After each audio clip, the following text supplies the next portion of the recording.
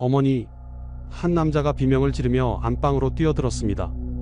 방 안에는 피로 물든 이불과 숨을 거두어가는 32살 여인이 누워 있었습니다. 그녀의 옆에는 갓 태어난 아기가 울음소리도 제대로 내지 못한 채 축 늘어져 있었습니다. 이것이 10번째였습니다. 남편은 떨리는 손으로 장롱 서랍을 열었습니다. 그곳에는 9번의 출산 기록이 적힌 종이가 있었습니다. 그런데 놀라운 것은 10명을 낳았지만 지금 살아있는 아이는 겨우 3명뿐이라는 사실이었습니다. 도대체 조선시대 사람들은 왜 이렇게 많은 아이를 낳아야 했을까요? 이 이야기가 궁금하시다면 영상 끝까지 봐주세요. 구독과 좋아요는 저에게 큰 힘이 됩니다. 1780년 겨울, 한양 북촌의 한 양반가에서 비명소리가 들려왔습니다. 으아! 안방에서는 한 여인이 온몸을 비틀며 진통을 겪고 있었습니다. 32살의 이씨 부인, 그녀에게 이것은 10번째 출산이었습니다.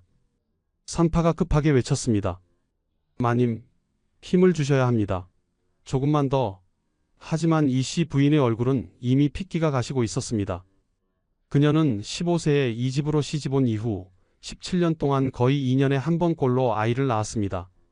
첫 출산은 16살 때였습니다. 그때 낳은 아들은 돌도 되기 전에 홍역으로 죽었습니다. 두 번째는 18살 딸이었지만 태어난 지 사흘 만에 숨이 끊어졌습니다. 세 번째 출산에서야 비로소 건강한 아들을 얻었습니다. 21살의 일이었습니다. 그 아들이 지금 11살이 되어 사랑방에서 글을 읽고 있었습니다. 네 번째 출산, 23살 때는 쌍둥이를 낳았습니다. 하지만 둘 다 약해서 한 명은 한 달을 못 버텼고 다른 한 명도 100일을 넘기지 못했습니다. 다섯 번째, 25살에 낳은 딸은 다행히 건강했습니다.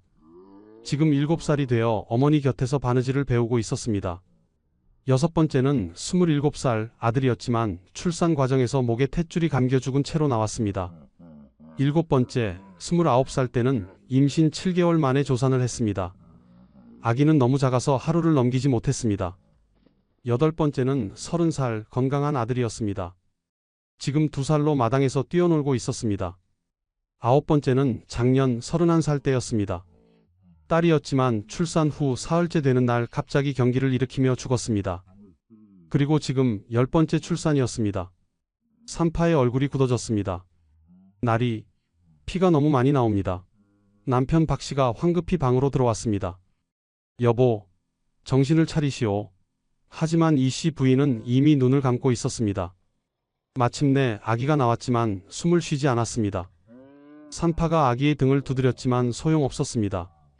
날이, 아기가, 산파의 말이 끝나기도 전에 이씨 부인이 마지막 숨을 몰아쉬었습니다. 아이들을 부탁. 그렇게 그녀는 세상을 떠났습니다. 32살, 17년간 10번의 출산 끝에 목숨을 잃은 것입니다. 그날 밤 박씨는 서재에 앉아 아내의 출산 기록을 꺼내보았습니다. 조선시대 양반가에서는 출산 기록을 꼼꼼히 남기는 것이 관례였습니다. 첫째, 1765년생 사망. 둘째, 1767년생 사망. 셋째, 1770년생 생존. 넷째와 다섯째, 1772년생 쌍둥이 모두 사망. 여섯째, 1774년생 생존. 일곱째, 1776년생 사망. 여덟째, 1777년생 사망. 아홉째, 1778년생 생존. 열째, 1779년생 사망. 그리고 오늘 1780년 11번째 출산에서 산모와 아기 모두 사망. 박씨는 붓을 들고 마지막 기록을 남겼습니다. 경신년 동지월 부인 이씨 산후 사망. 향년 32세. 10번의 출산 중 생존한 자식은 셋뿐이로다. 누가 상상이나 했을까요? 조선 최고의 명문가 여인이 17년 동안 쉼 없이 아이를 낳다가 결국 출산으로 목숨을 잃을 줄을. 그녀는 특별히 불운한 경우였을까요? 아닙니다. 이것이 바로 조선시대의 평범한 현실이었습니다. 양반가 여인들은 평균 7명에서 10명의 아이를 낳았습니다. 하지만 그중 절반도 채 어른이 되지 못했습니다. 왜 이렇게 많이 낳아야 했을까요? 왜 여인들은 목숨을 걸고 계속 출산해야 했을까요? 그리고 왜 그렇게 많이 낳았는데도 절반은 죽어야 했을까요? 이야기를 100년 전으로 돌려보겠습니다. 1680년 숙종 6년의 일입니다. 이때는 조선 후기로 접어드는 시기였습니다. 한양의 어느 중인 가문에서 한 여자아이가 태어났습니다. 김씨성을 가진 이 아기는 건강하게 태어났고 부모는 기뻐했습니다. 하지만 기쁨은 오래가지 않았습니다. 조선시대에는 아이가 태어나면 곧바로 금줄을 쳐서 부정한 것을 막았습니다. 금줄에는 붉은 고추와 숯, 솔가지를 달았습니다. 아들이면 고추를, 딸이면 숯과 솔가지를 더 많이 달았습니다. 이것은 단순한 풍습이 아니었습니다. 악귀와 전염병으로부터 아기를 지키려는 절박한 주술이었습니다. 왜냐하면 조선시대에는 아기 5명 중 한두 명은 돌도 되기 전에 죽었기 때문입니다. 승정원 일기의 기록을 보면 1680년대 한양에서는 거의 매년 전염병이 돌았습니다. 천연두, 홍역, 학질이 가장 무서운 병이었습니다. 특히 천연두는 마마라고 불리며 두려움의 대상이었습니다. 한번 유행하면 수백 명의 아이들이 목숨을 잃었습니다. 조선 왕조실록에는 이런 기록이 자주 등장합니다. 한성부의 두창이 크게 유행하여 사망자가 매우 많다.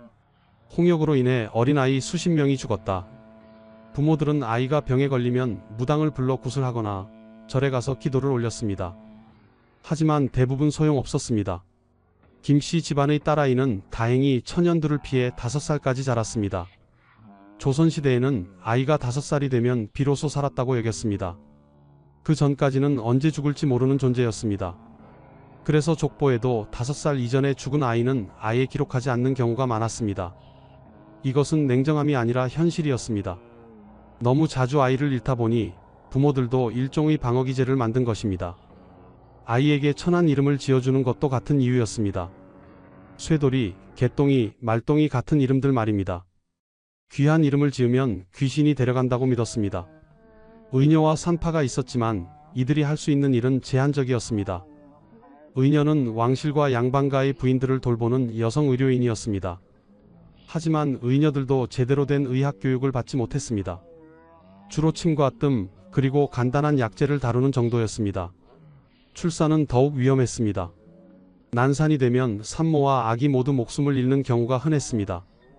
동의보감에는 출산과 관련된 처방이 기록되어 있지만 대부분 산후조리에 관한 것이었습니다. 실제 출산 과정에서 발생하는 응급 상황에 대처할 방법은 거의 없었습니다. 산후조리는 매우 중요하게 여겨졌습니다. 출산 후 3-7일, 즉 21일 동안은 산모가 절대 밖으로 나가서는 안 되었습니다. 찬바람을 쐬거나 찬물을 만지는 것도 금기였습니다. 미역국을 먹고 따뜻하게 몸을 보호해야 했습니다. 하지만 가난한 집에서는 이마저도 제대로 지키기 어려웠습니다. 양반과 여인들도 산후조리 중 병을 얻어 죽는 일이 잦았는데 하물며 평민 여인들은 어땠겠습니까? 출산 후 며칠 되지 않아 일터로 나가야 했던 여인들이 부지기수였습니다. 그러다 산후병으로 목숨을 잃는 것입니다. 승정원 일기 1687년의 기록을 보면 이런 내용이 있습니다. 왕세자빈이 산후조리 중 열병을 얻어 위독하다. 왕실의 세자빈조차 산후병으로 고생했던 것입니다. 당시 최고의 의원들이 모여 있었지만 결국 그녀는 회복하지 못하고 22살의 나이로 세상을 떠났습니다. 왕실도 이러한데 일반 백성들은 오죽했겠습니까? 조선 왕조실록에는 궁중의 산모가 위독하다는 기록이 자주 등장합니다. 왕비와 후궁들도 출산으로 목숨을 잃는 일이 드물지 않았습니다. 하지만 그때는 아무도 몰랐습니다. 이것이 단지 시작에 불과하다는 것을. 1695년 숙종 21년입니다. 앞서 이야기한 김씨 집안의 딸은 이제 15살이 되어 혼인을 했습니다. 남편은 같은 중인 계급의 이씨 집안 아들이었습니다. 신랑은 18살이었습니다. 조선시대에는 보통 남자는 15살에서 20살 사이, 여자는 14살에서 16살 사이에 혼인했습니다. 혼인이 빠른 이유가 있었습니다. 가문의 대를 이어야 했기 때문입니다. 유교 사회였던 조선에서 제사를 지내는 것은 가장 중요한 의무였습니다. 아들이 없으면 제사를 지낼 사람이 없었습니다. 경국대전에는 이런 규정이 있었습니다. 적자가 없으면 적손을 세우고 적손이 없으면 양자를 드린다. 양자를 드리는 것도 아무나 되는 것이 아니었습니다. 반드시 같은 학렬의 친족 중에서 골라야 했습니다. 그것도 윗대 형제의 아들 중에서 선택해야 했습니다. 규칙이 복잡했고 양자를 두는 것 자체가 가문의 수치로 여겨지기도 했습니다. 그래서 모든 집안이 간절히 원한 것은 자기 아들을 낳는 것이었습니다. 김 씨 부인도 시집간 지 1년 만에 첫 아이를 임신했습니다. 16살이었습니다. 하지만 첫 출산은 순조롭지 않았습니다. 진통이 이틀이나 계속되었습니다. 산파가 말했습니다. 아기가 거꾸로 있습니다. 여가, 즉 아기의 자세가 바르지 않은 것이었습니다. 조선시대에는 이런 경우 산모와 아기 모두 목숨을 잃는 일이 흔했습니다. 산파가 할 수 있는 것은 손을 넣어 아기의 자세를 바꾸려 시도하는 것뿐이었습니다. 하지만 대부분 실패했습니다. 다행히 김 씨 부인은 이틀간의 진통 끝에 아들을 낳았습니다. 하지만 아기는 너무 약했습니다. 제대로 울지도 못했습니다. 사흘 후 아기는 숨을 거두었습니다. 김 씨 부인은 슬퍼할 겨를도 없었습니다. 1년 후 다시 임신했기 때문입니다. 두 번째 아이는 딸이었습니다. 건강하게 태어났지만 시댁에서는 실망했습니다. 딸은 소용없다. 아들을 낳아야 한다. 시어머니의 압박이 시작되었습니다. 김 씨 부인은 산후조리를 제대로 하지 못했습니다. 딸이었기 때문입니다. 만약 아들이었다면 온 집안이 잔치를 벌이고 산모를 극진히 돌보았을 것입니다. 하지만 딸이었기에 냉대를 받았습니다. 이것이 조선시대의 현실이었습니다. 적서차별, 남녀차별이 심했던 사회였습니다. 김 씨 부인은 다시 임신했습니다. 세 번째 출산이었습니다. 20살이 되던 해였습니다. 이번에는 아들이었습니다. 집안이 들썩였습니다. 아들이다. 대를 이을 아들을 얻었다. 시아버지는 기뻐하며 잔치를 열었습니다. 친척들이 모여 축하했습니다. 삼신상을 차리고 삼신할머니께 감사의 기도를 올렸습니다. 100일이 지날 때까지 금주를 걸어두고 부정한 사람의 출입을 금했습니다. 돌잔치도 성대하게 치렀습니다. 하지만 기쁨은 오래가지 않았습니다. 아이가 3살이 되던 해 천연두가 돌았습니다. 온몸에 물집이 생기고 고열이 계속되었습니다. 무당을 불러 마마신께 굿을 올렸습니다. 하지만 소용없었습니다. 아이는 닷새 만에 숨을 거두었습니다. 김 씨 부인은 미치도록 울었습니다. 내 아들, 내 아들. 하지만 시댁의 반응은 달랐습니다. 슬퍼할 시간이 없다. 다시 아들을 낳아야 한다. 실제로 조선 왕조실록을 보면 왕실의 기록도 다르지 않았습니다. 영조는 총 10명의 자녀를 두었습니다. 아들 5명, 딸 5명이었습니다. 하지만 성인까지 살아남은 자녀는 4뿐이었습니다. 장남 효장세자는 10살에 죽었습니다. 차남 진종은 태어나자마자 죽었습니다. 삼남도 어려서 죽었습니다. 넷째 아들 장조, 즉 사도세자만이 성인이 되었지만 결국 뒤주에서 죽었습니다. 다섯째 아들은 영조가 65살에 얻은 아들이었지만 역시 어려서 죽었습니다. 딸들도 마찬가지였습니다. 5명 중 2은 어려서 죽었습니다. 왕실도 이러했습니다. 최고의 음식을 먹고 최고의 의원들이 돌보았지만 절반은 어른이 되지 못했습니다. 같은 시기 경기도 어느 농촌 마을의 이야기입니다. 평민 박 씨는 20살에 혼인하여 아내와 함께 작은 농사를 지었습니다. 그들에게 자식은 단순히 대를 잇는 문제가 아니었습니다. 자식은 곧 일손이었고 일손은 곧 생존이었습니다. 조선시대 농사는 모든 것이 사람의 손으로 이루어졌습니다. 논을 갈고 모를 심고 김을 메고 추수하는 모든 과정이 사람의 노동력으로만 가능했습니다. 소가 있는 집은 부자였습니다. 대부분의 농민들은 직접 쟁기를 끌어야 했습니다. 박 씨 부부는 첫 해에 딸을 낳았습니다. 이듬해에는 아들을 낳았습니다. 하지만 아들은 100일을 넘기지 못하고 죽었습니다. 설사병을 앓다가 탈수로 죽은 것입니다. 조선시대에는 설사병으로 죽는 아이들이 매우 많았습니다. 특히 여름철에는 음식이 쉽게 상했고 위생 상태가 좋지 않아 배탈이 잦았습니다. 한 번 설사가 시작되면 며칠 만에 몸이 바싹 말라 죽었습니다. 지금처럼 수액을 놓을 수도 없었습니다. 그저 물을 먹이는 것이 전부였지만 아이들은 물조차 제대로 받아들이지 못했습니다. 박 씨 부부는 다시 아이를 가졌습니다. 이번에는 쌍둥이였습니다. 하지만 쌍둥이는 약하게 태어났고 한 명은 한 달 만에, 다른 한 명은 석 달 만에 죽었습니다. 조선 왕조실록 숙종 23년 기록을 보면 이런 내용이 있습니다. 경기도에 큰 기근이 들어 백성들이 굶어 죽고 있다. 부모가 어린 자식을 버리는 일이 많으니 구제책을 마련하라. 흉년이 들면 가장 먼저 희생되는 것이 아이들이었습니다. 입 하나라도 줄이기 위해 갓난아기를 버리는 일이 흔했습니다. 특히 딸아이들이 많이 버려졌습니다. 아들은 그래도 키우려 했지만 딸은 시집 보내야 하는 존재였기에 부담이 되었습니다. 승정원 일기에는 버려진 아이들을 거두어 기르는 기관을 만들라는 명령이 자주 등장합니다. 하지만 실효성은 없었습니다. 박 씨 부부는 계속 아이를 낳았습니다. 7번째 출산에서야 건강한 아들을 얻었습니다. 8번째는 딸, 9번째도 딸이었습니다. 두 딸은 다행히 살아남았습니다. 10번째 출산에서 또 아들을 낳았습니다. 이 아들도 건강했습니다. 결국 10번의 출산 끝에 4명의 자녀가 살아남았습니다. 두 아들과 두 딸이었습니다. 박 씨는 이제 안도할 수 있었습니다. 아들 둘이 있으니 한 명이 죽어도 대를 이을 수 있었습니다. 그리고 농사일을 도울 일손도 생겼습니다. 아이들이 7살만 되면 밭일을 거둘 수 있었습니다. 10살이 되면 어른만큼은 아니어도 상당한 일을 할 수 있었습니다. 하지만 평민들의 삶은 양반들보다 훨씬 가혹했습니다. 양반과 여인들은 그래도 산후조리를 할 수 있었지만 평민 여인들은 출산 후 며칠 되지 않아 일을 해야 했습니다. 밭에 나가고 물을 길어야 했습니다. 그러다 산후병으로 죽는 여인들이 많았습니다. 또한 영양 상태도 좋지 않아 아이를 낳을 때마다 산모의 몸은 더욱 약해졌습니다. 박 씨의 아내도 10번의 출산 끝에 몸이 많이 상했습니다. 치아가 다 빠지고 허리를 제대로 펴지 못했습니다.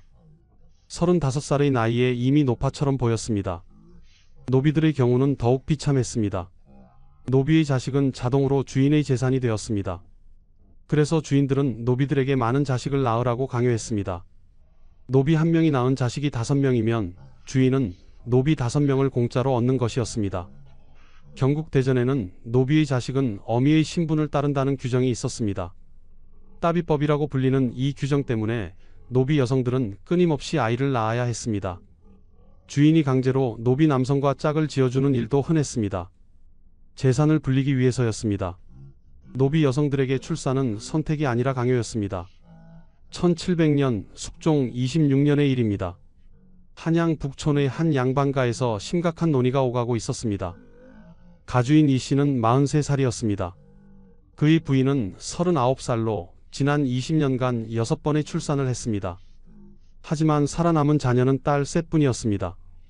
아들은 한 명도 없었습니다. 첫째 아들은 돌전에 죽었고 둘째 아들은 5살에 천연두로 죽었으며 셋째 아들은 태어나자마자 숨을 거두었습니다. 이제 부인은 나이가 많아 더 이상 임신이 어려웠습니다. 조선시대 여성들은 보통 40세가 넘으면 임신 가능성이 급격히 떨어졌습니다. 이 씨 집안은 위기에 처했습니다. 이 씨의 아버지가 말했습니다. 첩을 들여야 한다. 이대로는 우리 가문의 제사가 끊긴다. 조선시대 양반가에서 정실 부인이 아들을 낳지 못하면 첩을 들이는 것은 흔한 일이었습니다. 경국대전에는 첩의 자식인 서얼에 대한 규정이 명확히 나와 있었습니다. 서얼은 문과에 응시할 수 없으나 가문의 제사는 지낼 수 있다. 즉 적자가 없으면 서자라도 제사를 받들 수 있었습니다. 적자보다는 못하지만 대가 끊기는 것보다는 나았습니다. 이 씨는 고민 끝에 첩을 들이기로 결정했습니다. 정실 부인은 눈물을 흘렸지만 거부할 수 없었습니다. 아들을 낳지 못한 것이 그녀의 죄였기 때문입니다. 20살의 젊은 여인이 첩으로 들어왔습니다. 천민 출신이었지만 건강했습니다. 그녀는 이듬해 임신했고 아들을 낳았습니다. 이 씨 집안은 환호했습니다. 드디어 아들이다. 비록 서자였지만 대를 이을 아들이 생긴 것입니다. 하지만 기쁨은 오래가지 않았습니다. 그 아들은 100일도 되기 전에 설사병으로 죽었습니다. 첩은 다시 임신했습니다. 이번에는 딸이었습니다. 그 딸도 2살에 홍역으로 죽었습니다. 세 번째 임신에서야 건강한 아들을 얻었습니다. 이 씨가 48살 되던 해였습니다. 그 아들은 다행히 살아남아 지금 10살이 되었습니다. 이 씨 집안의 유일한 남자 후손이었습니다. 하지만 문제가 있었습니다.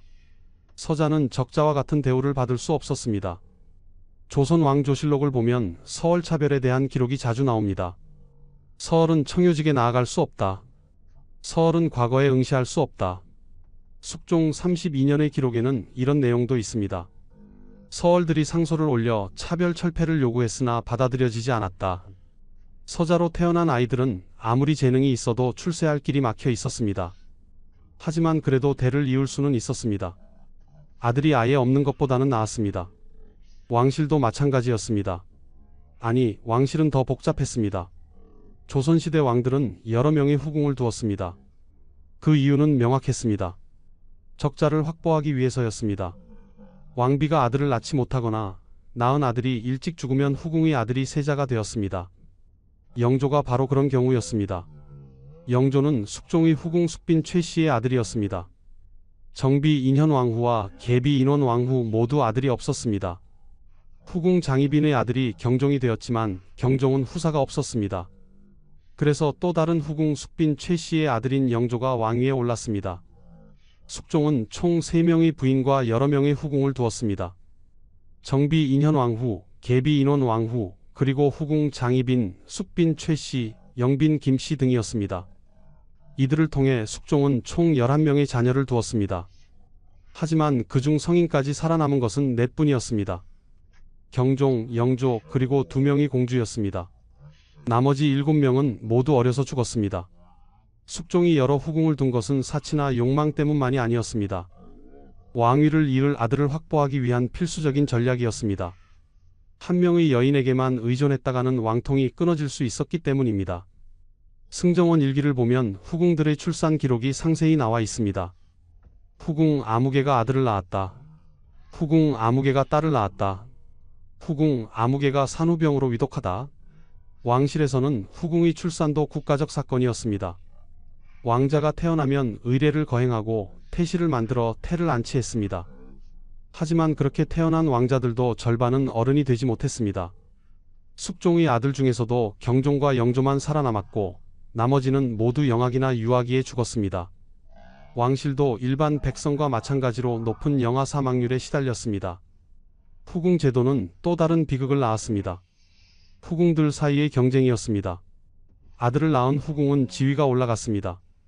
특히 그 아들이 세자가 되면 후궁은 빈으로 승격되었습니다. 장희빈이 그 예였습니다. 그녀는 숙종의 후궁으로 들어와 아들 윤을 낳았고 그 아들이 세자가 되자 희빈으로 승격되었습니다. 나중에는 왕비 자리까지 올랐습니다.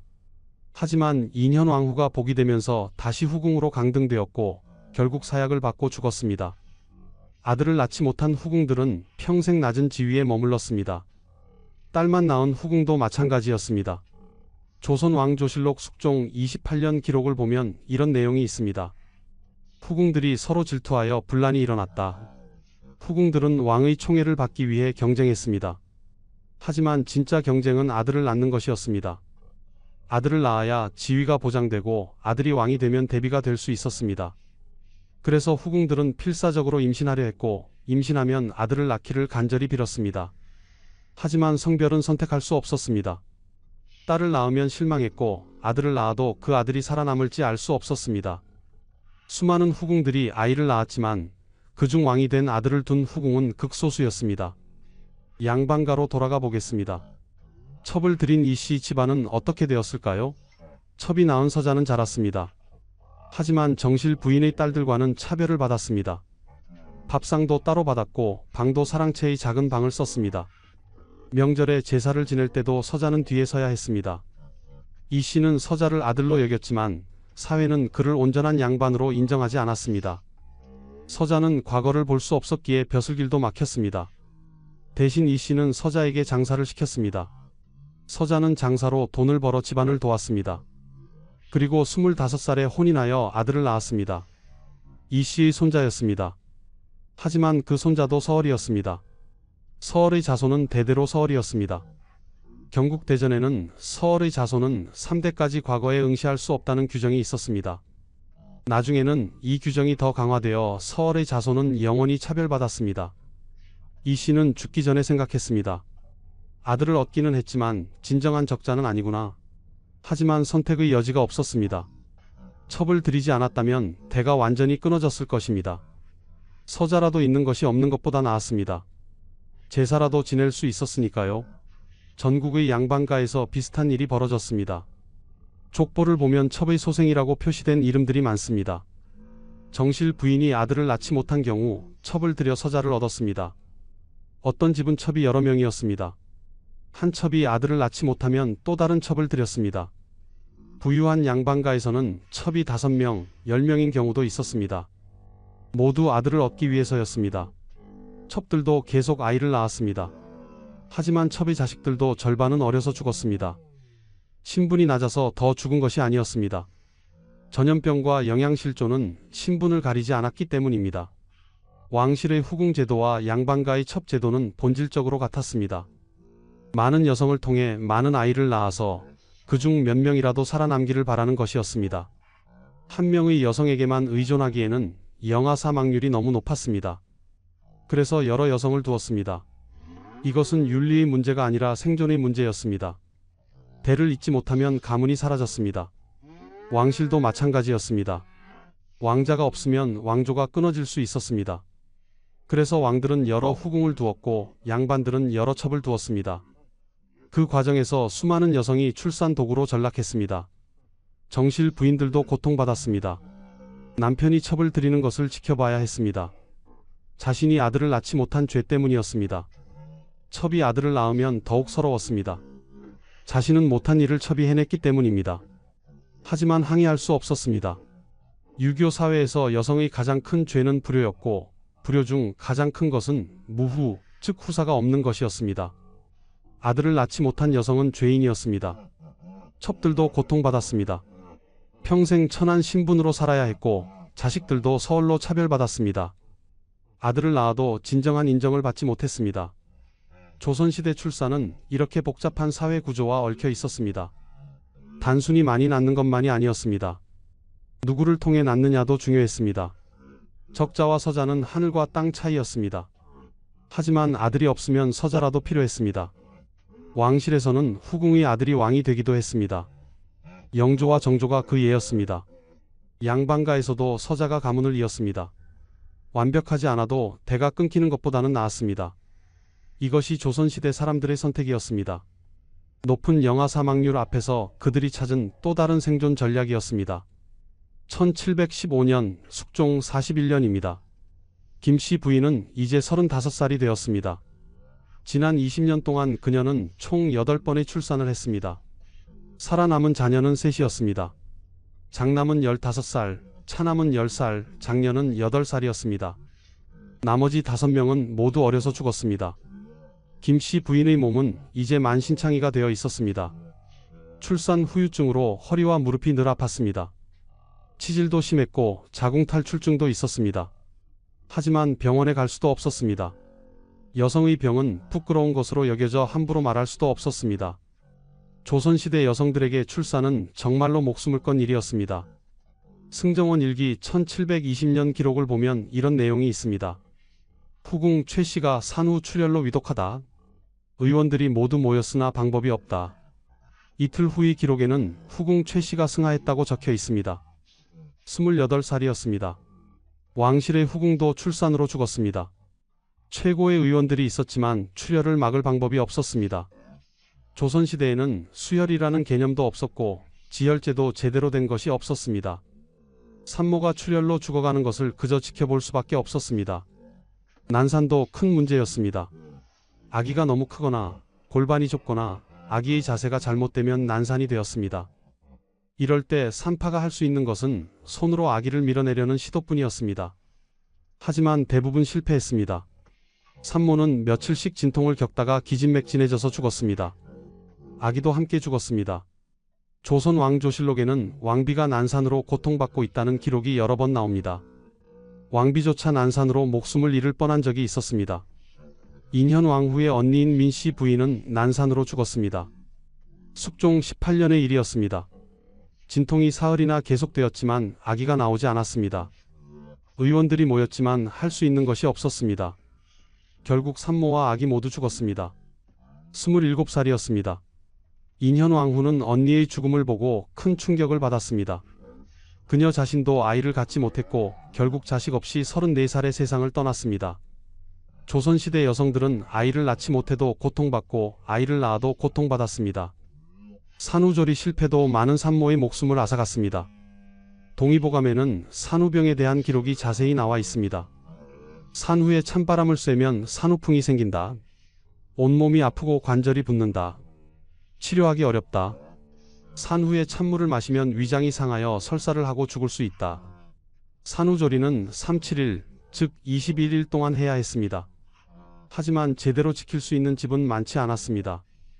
가난한 집에서는 산모가 출산 후 며칠 만에 일을 해야 했습니다. 그러다 산후풍에 걸리거나 산후출혈이 재발하여 죽었습니다. 김씨 부인도 산후조리를 제대로 하지 못했습니다. 특히 딸을 낳았을 때는 더욱 그랬습니다. 시댁에서 냉대했기 때문입니다. 아들을 낳으면 미역국을 푸짐하게 끓여주고 산모를 극진히 돌보았습니다. 하지만 딸을 낳으면 쓸모없는 것을 낳았다며 제대로 음식도 주지 않았습니다. 김씨 부인은 8번의 출산 중 딸을 3번 낳았는데 그중 2번은 제대로 된 미역국도 먹지 못했습니다. 그 결과 몸이 많이 상했습니다. 35살의 나이에 이미 기력이 쇠했고 각종 부인병에 시달렸습니다. 조선시대 여성의 일생을 보면 이렇습니다. 15살에 혼인하여 40살까지 25년 동안 출산을 반복했습니다. 평균 2년에서 3년에 한 번씩 임신하고 출산했습니다. 유산과 사산을 포함하면 더 많았습니다. 한 여성이 평생 임신하는 횟수는 10번에서 15번 정도였습니다. 그중 실제로 살아서 태어나는 아기는 7명에서 10명이었습니다. 그리고 그중 성인까지 살아남는 자녀는 서너 명 정도였습니다. 여성들은 일생의 대부분을 임신, 출산, 육아로 보냈습니다. 그리고 그 과정에서 많은 여성이 목숨을 잃었습니다. 하지만 그때는 아무도 몰랐습니다. 이 고통이 언제까지 계속될지를. 1730년 영조 6년입니다. 김씨 부인의 장남이 이제 30살이 되어 장가를 들었습니다.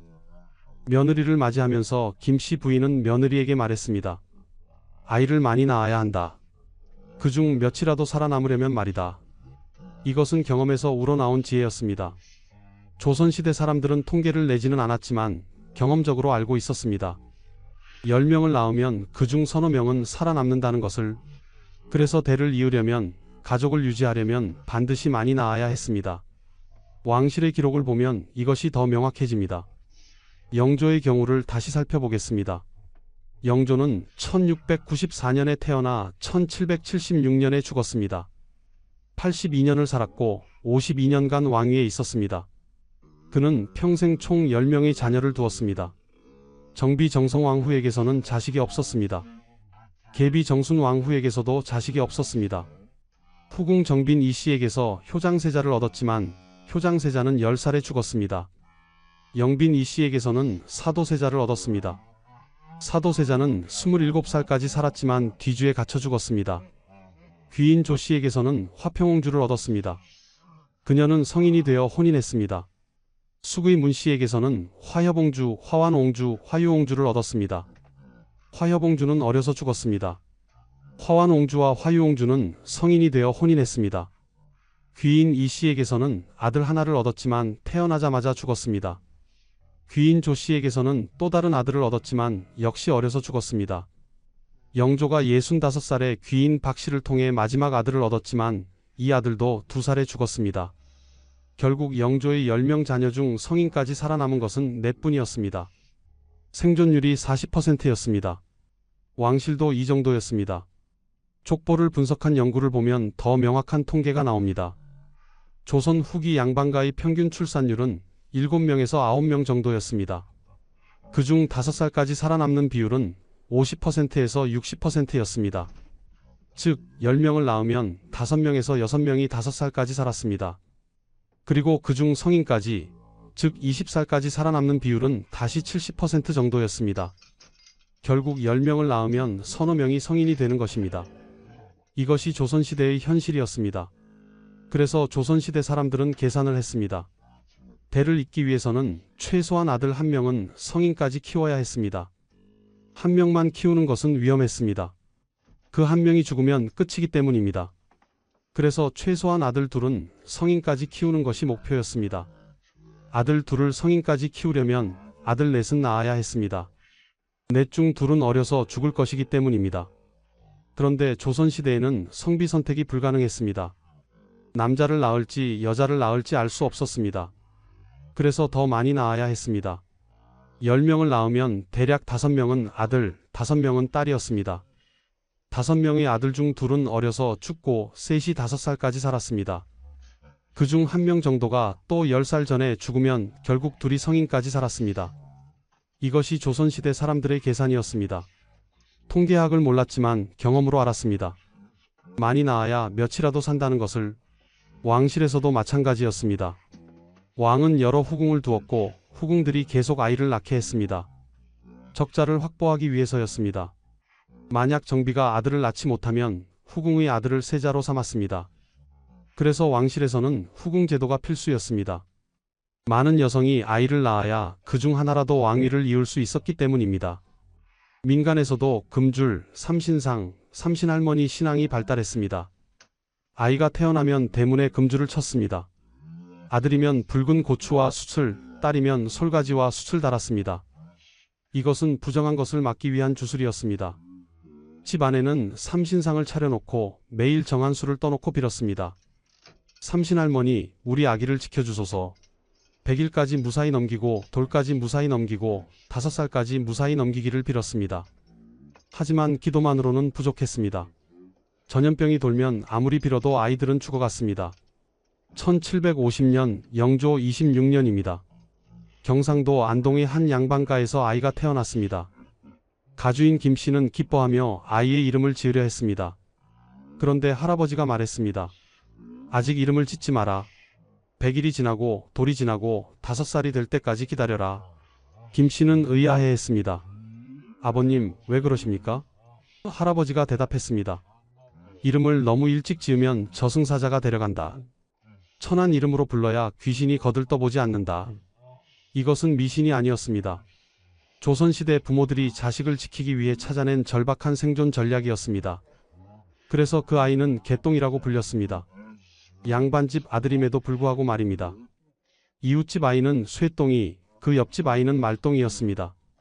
마을의 아이들은 거의 모두 이런 천한 이름을 가지고 있었습니다. 돌쇠, 막동이, 칠복이, 팔복이 같은 이름들이었습니다. 왜 이렇게 천한 이름을 지었을까요? 조선시대 사람들은 믿었습니다. 귀한 이름을 지으면 귀신이 시샘하여 아이를 데려간다고. 천한 이름을 지으면 귀신이 저런 천한 것은 데려갈 가치도 없다며 지나친다고 믿었습니다. 이것은 단순한 미신이 아니었습니다. 너무 자주 아이를 잃다 보니 부모들이 만들어낸 심리적 방어 기제였습니다. 승정원 일기를 보면 왕실에서도 비슷한 풍습이 있었습니다. 왕자와 공주가 태어나면 정식 이름을 바로 짓지 않았습니다. 대신 아기씨, 도련님이라고 불렀습니다. 정식 이름은 돌이 지나고 나서야 지었습니다. 영조의 손자인 정조도 어릴 때는 원손이라고만 불렸습니다. 정식 이름사는 나중에 지어졌습니다. 왕실조차 아이가 살아남을지 확신할 수 없었기 때문입니다. 이름을 일찍 짓는 것은 아이의 존재를 공식화하는 것이었고 그것은 곧 기대와 애착을 의미했습니다. 하지만 기대가 크면 상실의 고통도 컸습니다. 그래서 일부러 이름을 늦게 지었습니다. 족보에도 이런 흔적이 남아 있습니다.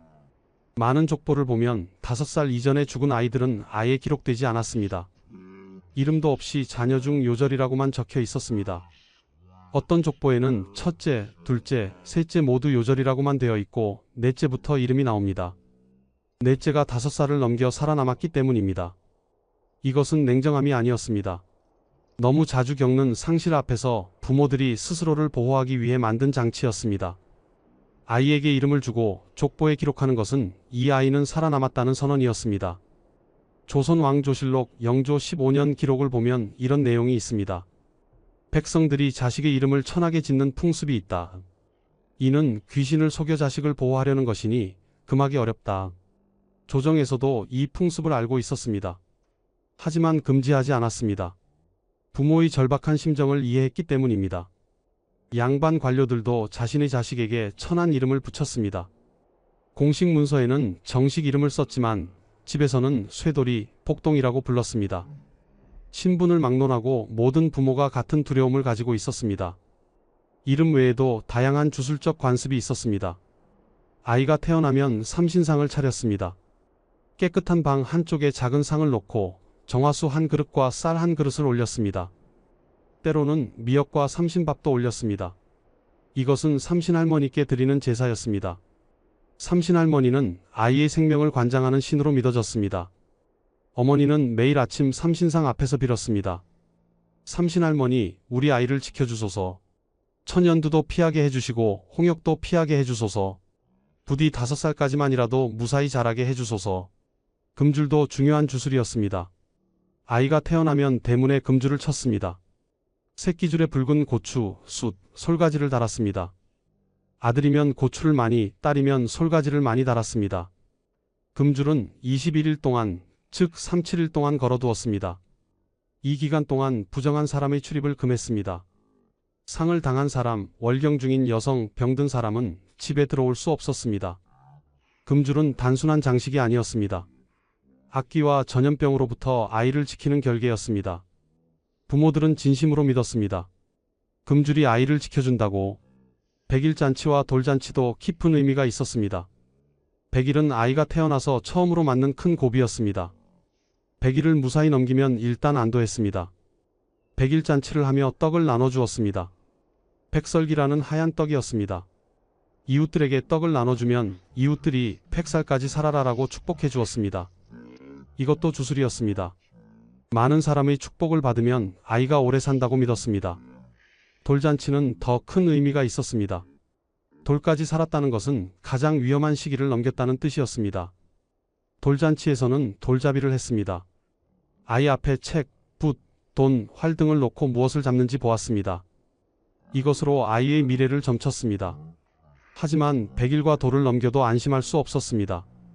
진짜 고비는 5살까지였습니다. 조선시대에는 아이는 5살이 되어야 사람이라는 말이 있었습니다. 5살이 되기 전까지는 언제 죽을지 모르는 존재였습니다. 실제로 통계를 보면 5살 이전 사망률이 30%에서 50%였습니다. 10명 중 서너 명은 5살이 되기 전에 죽었습니다. 그래서 부모들은 5살이 될 때까지 매일 불안했습니다. 아침에 깨어나면 먼저 아이가 숨 쉬는지 확인했습니다. 밤새 죽지 않고 살아있으면 감사했습니다. 5살이 되면 비로소 정식 이름을 지었습니다. 그 전까지 개똥이로 불리던 아이는 이제 김진사, 이서방이라는 이름을 받았습니다. 그리고 족보에 기록되었습니다. 아무개의 장남 아무개, 모년 모월 모일 출생. 이제 이 아이는 공식적으로 존재하는 사람이 되었습니다. 부모는 비로소 안도하며 아이에게 애정을 쏟기 시작했습니다. 그 전까지는 의도적으로 거리를 두었습니다. 너무 애착을 가지면 잃었을 때 고통이 크기 때문입니다. 하지만 5살이 넘으면 이제 살았구나라고 생각하며 마음을 열었습니다. 그러나 5살을 넘겨도 완전히 안전한 것은 아니었습니다. 천연두는 언제든 올 수 있었습니다. 10살, 20살에도 천연두에 걸려 죽는 사람이 있었습니다. 그래서 부모들은 평생 불안했습니다. 자식이 30살이 되어 손자를 낳을 때까지도 걱정했습니다. 우리 아들이 무사히 살아있구나라고 안심하는 날은 오지 않았습니다. 조선 왕조실록에는 이런 기록도 있습니다. 왕세자가 천연두에 걸렸다. 온 나라가 기도하고 있다. 왕세자도 천연두 앞에서는 무력했습니다. 효장세자는 10살에 천연두로 죽었습니다. 왕실 최고의 의원들이 있었지만 막지 못했습니다. 민간에서는 무당을 불러 구슬했습니다. 마마씨님, 제발 우리 아이를 살려주소서. 천연두를 마마라고 부르며 신으로 모셨습니다. 무서운 병이기에 함부로 이름을 부르지 못하고 존칭을 썼습니다. 마마신에게 음식을 바치고 정성을 다해 빌었습니다. 우리 집을 그냥 지나가 주소서. 다른 집으로 가주소서. 이것은 이기적인 기도였지만 부모의 절박함이었습니다. 천연두가 유행하면 온 마을이 공포에 떨었습니다. 한 집에서 시작된 천연두는 이웃집으로 번졌습니다. 마을 전체의 아이들이 감염되었습니다. 그중 절반은 죽었습니다. 이름, 금줄, 삼신상, 백일잔치, 돌잔치, 마마신 굿. 이 모든 것은 과학이 아니라 주술이었습니다. 하지만 그것이 부모들이 할 수 있는 전부였습니다. 의학이 발달하지 않은 시대에 부모들은 신에게 의지할 수밖에 없었습니다. 제발 우리 아이만은 살려주소서. 이 기도는 1000년 전이나 지금이나 같습니다. 하지만 조선시대 부모들의 기도는 더 절박했습니다. 10명 중 5명이 죽는 시대였으니까요. 그래서 그들은 천한 이름을 지었고 금줄을 치고 매일 삼신할머니께 빌었습니다. 과학적으로는 무의미했지만 심리적으로는 필수였습니다. 그것이 아이를 지킬 수 있는 유일한 방법이라고 믿었기 때문입니다. 그리고 그 믿음만이 부모들이 버틸 수 있는 힘이었습니다. 1780년으로 다시 돌아가 보겠습니다. 챕터 1에서 본 그 장면입니다. 이제 우리는 알게 되었습니다. 왜 32살의 이씨 부인이 10번째 출산을 해야 했는지를, 왜 그녀가 목숨을 걸고 계속 아이를 낳아야 했는지를, 그것은 개인의 선택이 아니었습니다. 사회 구조가 강요한 운명이었습니다. 대를 이어야 한다는 유교적 의무, 자식이 없으면 양자를 드려야 하는 복잡함, 높은 영아사망률, 그리고 여성에게 부여된 출산의 책임, 이 모든 것이 여성들을 끊임없는 출산으로 내몰았습니다. 이씨 부인의 10번의 출산을 다시 보겠습니다. 1765년 16살에 첫 아들을 낳았지만 돌전에 홍역으로 잃었습니다. 1767년 18살에 딸을 낳았지만 사흘 만에 죽었습니다. 병명도 알 수 없었습니다. 1770년 21살에 아들을 낳았습니다. 이 아들은 건강했고 지금 10살이 되어 공부하고 있습니다. 1772년 23세 쌍둥이를 낳았습니다. 하지만 둘 다 약했고 한 명은 한 달, 한 명은 석 달 만에 죽었습니다. 1774년 25세 딸을 낳았습니다. 이 딸은 살아남아 지금 6살입니다. 1776년 27의 아들을 낳았지만 태어날 때 탯줄이 목에 감겨 죽었습니다. 사산이었습니다.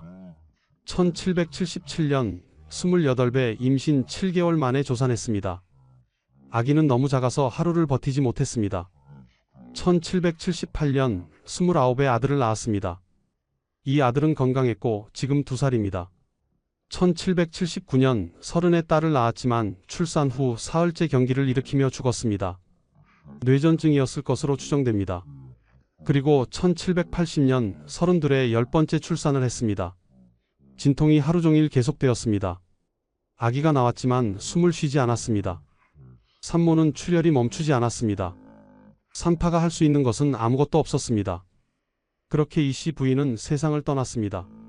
남편 박 씨는 서재에 앉아 아내의 출산 기록을 보며 눈물을 흘렸습니다. 17년간 10번의 출산, 그중 살아남은 자녀는 셋뿐, 장남 10살, 장녀 6살, 차남 2살. 아내는 그 과정에서 목숨을 잃었습니다. 박 씨는 생각했습니다. 왜 이렇게 많이 낳아야 했을까? 왜 아내를 이렇게 고통스럽게 해야 했을까? 하지만 그는 알고 있었습니다. 선택의 여지가 없었다는 것을. 10명을 낳아야 셋이 살았습니다. 만약 5명만 낳았다면 한두 명밖에 살지 못했을 것입니다. 그렇다면 대를 이을 수 없었을 것입니다. 박 씨의 집안을 보면 이것이 더 명확해집니다. 박 씨의 아버지도 8번의 출산 끝에 아들 1명을 얻었습니다. 그 아들이 바로 박 씨였습니다. 박 씨의 형제는 없었습니다. 7번은 모두 딸이거나 일찍 죽은 아들들이었습니다. 8번째에야 박 씨가 태어나 살아남았습니다. 만약 박 씨의 아버지가 8번을 시도하지 않았다면 박 씨는 태어나지 못했을 것입니다. 그리고 박 씨의 대도 끊어졌을 것입니다. 박 씨도 마찬가지였습니다. 10번을 시도해서 3명을 얻었습니다.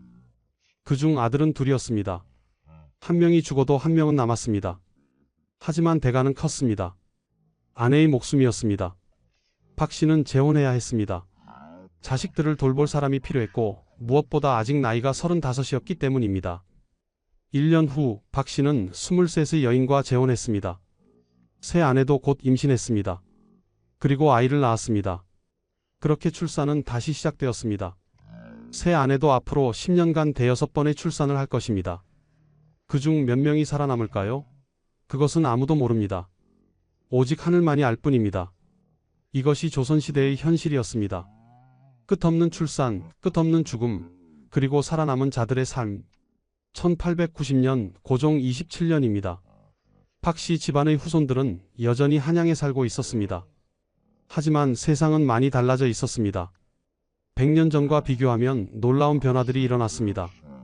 가장 큰 변화는 서양 의학이 들어온 것이었습니다. 1876년 강화도 조약 이후 서양 의료기술이 조선에 유입되기 시작했습니다. 특히 종두법, 즉 천연두 예방접종이 도입되면서 큰 변화가 생겼습니다. 1879년 부산의 일본인 의사가 종두를 시작했고 1880년대에는 한양에도 보급되었습니다. 종두법의 효과는 놀라웠습니다. 천연두로 죽는 아이들이 급격히 줄어들었습니다.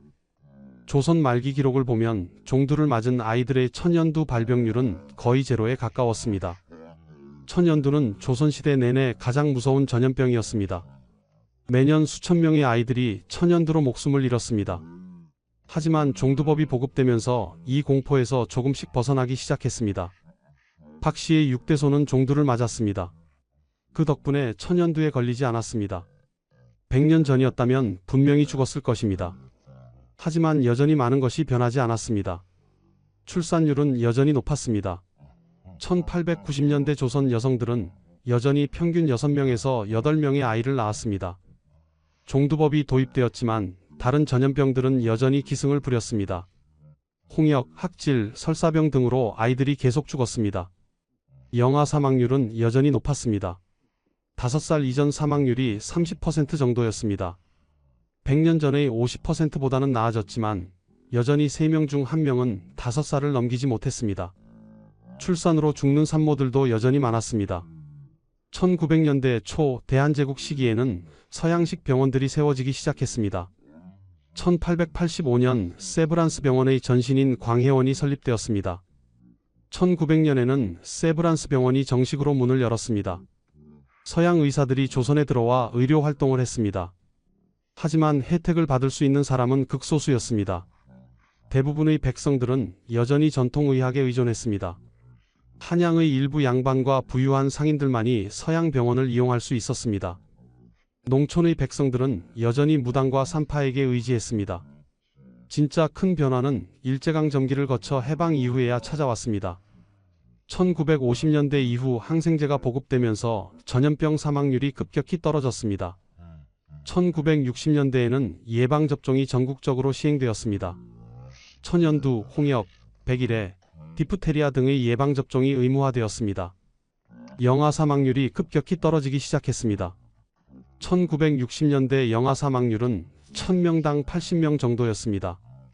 1970년대에는 40명으로 1980년대에는 20명 이하로 떨어졌습니다. 2000년대에는 1000명당 5명 이하가 되었습니다. 의학의 발전은 출산의 의미를 완전히 바꾸어 놓았습니다. 조선시대에는 10명을 낳아야 셋이 살았습니다. 하지만 현대에는 1명을 낳으면 그 1명이 거의 확실히 성인까지 살 수 있습니다. 그래서 많이 낳을 필요가 없어졌습니다. 아니, 많이 낳는 것이 오히려 부담이 되었습니다. 교육비, 양육비가 엄청나게 들어가는 현대사회에서는 1명을 키우는 것도 벅찹니다. 그래서 현대 한국의 출산율은 세계 최저 수준으로 떨어졌습니다. 2023년 합계 출산율은 0.72명입니다. 여성 1명이 평생 1명도 채 낳지 않는다는 뜻입니다. 대조가 극명합니다. 조선시대에는 10명을 낳아 셋을 키웠습니다. 현대에는 1명도 낳기 부담스러워합니다. 조선시대에는 많이 낳는 것이 필수였습니다. 안 낳으면 대가 끊어지고 가족이 유지되지 않았습니다. 현대에는 많이 낳는 것이 사치입니다. 경제적으로 감당할 수 없기 때문입니다. 조선시대에는 출산이 강요였습니다. 여성들은 선택의 여지 없이 계속 아이를 낳아야 했습니다. 현대에는 출산이 선택입니다. 낳을지 말지, 몇 명을 낳을지 여성이 결정할 수 있습니다. 이것이 의학 발전이 가져온 가장 큰 변화입니다. 박 씨 집안의 묘지에는 오래된 비석 하나가 있습니다. 1780년에 죽은 이 씨 부인의 묘비입니다. 거기에는 이렇게 적혀 있습니다. 박 씨의 아내 이 씨, 향년 32세, 17년간 10번의 출산 끝에 산후로 승하하다. 자녀 10명 중 셋을 남기고 7을 먼저 하늘에 보내다. 그 헌신과 희생을 잊지 말지어다. 이 비문을 읽으면 가슴이 먹먹해집니다. 32의 나이에 17년간 쉼없이 아이를 낳다가 결국 목숨을 잃은 여인, 10명을 낳았지만 셋만 남기고 떠난 어머니, 그녀의 희생은 무엇을 위한 것이었을까요? 그것은 생존을 위한 것이었습니다. 개인의 생존이 아니라 가족의 생존, 가문의 생존이었습니다. 조선시대에는 많이 낳지 않으면 가족이 유지되지 않았습니다. 배가 끊어지고 제사가 끊어지고 가문이 사라졌습니다. 그래서 여성들은 목숨을 걸고 아이를 낳았습니다. 그리고 많은 여성이 그 과정에서 목숨을 잃었습니다. 이 씨 부인처럼 말입니다. 하지만 그 희생 덕분에 가족이 이어졌습니다. 박 씨의 자손들이 지금까지 이어져 내려왔습니다. 그 자손들 중 누군가가 이 묘비를 보며 선조의 희생을 기억합니다. 조선시대 사람들은 왜 아이를 10명씩 낳았을까요? 그것은 미덕이 아니라 필수였습니다. 많이 낳지 않으면 살아남을 수 없었기 때문입니다. 높은 영아 사망률, 열악한 의료 환경, 끊임없는 전염병. 이 모든 것이 사람들을 많은 출산으로 내몰았습니다. 그리고 그 과정에서 수많은 여성이 희생되었습니다. 수많은 아이들이 어른이 되기 전에 죽었습니다. 이것이 조선시대의 현실이었습니다. 우리가 기억해야 할 것은 단순히 많이 낳았다는 사실이 아닙니다. 왜 많이 낳아야 했는지, 그 과정에서 누가 희생되었는지, 그리고 그 희생의 의미가 무엇인지를 이해해야 합니다. 지금 우리는 다른 시대를 살고 있습니다. 한 명을 낳으면 그 한 명이 살아남습니다. 출산은 강요가 아니라 선택입니다. 의학의 발전이 우리에게 선택의 자유를 주었습니다. 하지만 그 자유가 공짜로 온 것은 아닙니다. 수백 년간 수많은 여성의 희생, 수많은 아이들의 죽음, 그리고 의학의 발전이 있었기에 가능했습니다. 우리는 그것을 잊지 말아야 합니다. 조선시대 여성들의 희생을, 어른이 되지 못하고 죽은 아이들을, 그리고 많이 낳을 수밖에 없었던 그 시대의 아픔을, 그것을 기억할 때 우리는 지금 우리가 누리는 자유의 가치를 진정으로 이해할 수 있습니다. 지금까지 조선시대 사람들이 왜 아이를 10명씩 낳았는지에 대한 이야기였습니다.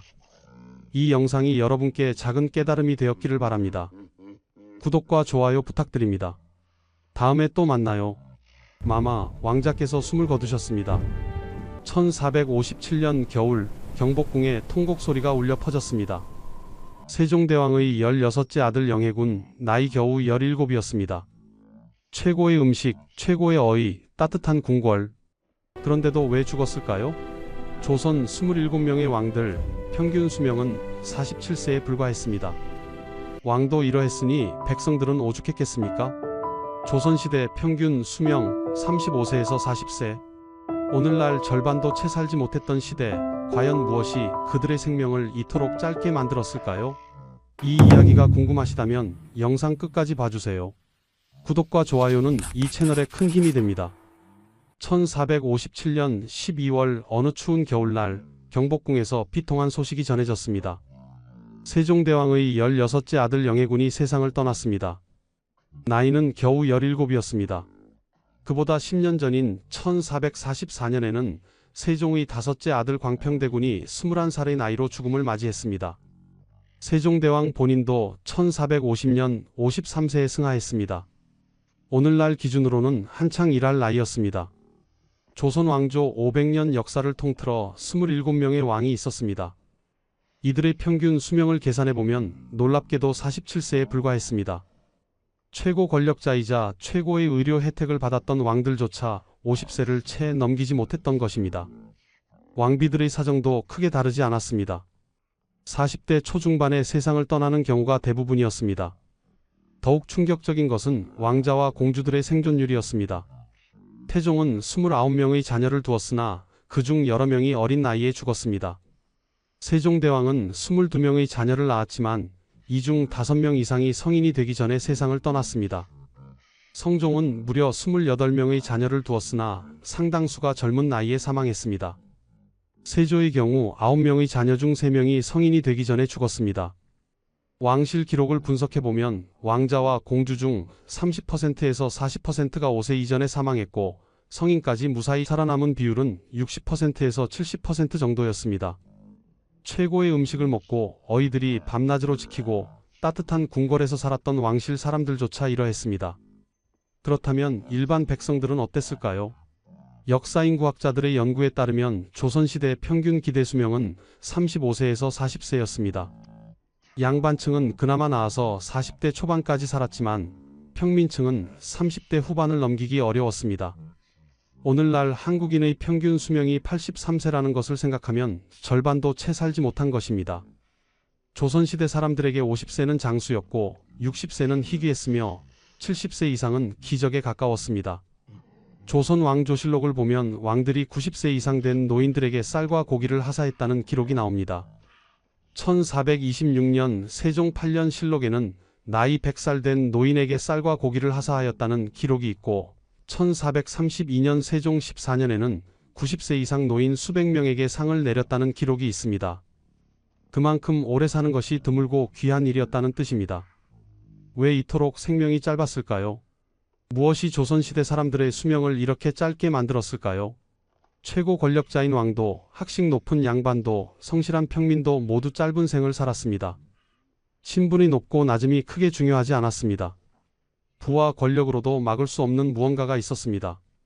오늘날 우리가 당연하게 여기는 것들, 병원에 가서 치료받는 것, 약국에서 약을 사는 것, 아이에게 예방접종을 하는 것, 이 모든 것이 없던 시대였습니다. 항생제도, 백신도, 수술 기술도 없었습니다. 위생관념도, 영양학 지식도, 질병의 원인도 제대로 알지 못했습니다. 사람들은 보이지 않는 적들과 싸워야 했습니다. 전염병, 기아, 전쟁, 열악한 위생, 의료기술의 한계, 이 모든 것들이 조선 사람들의 생명을 위협했습니다. 그렇다면 구체적으로 무엇이 사람들을 죽게 만들었을까요? 첫 번째 관문은 무엇이었을까요?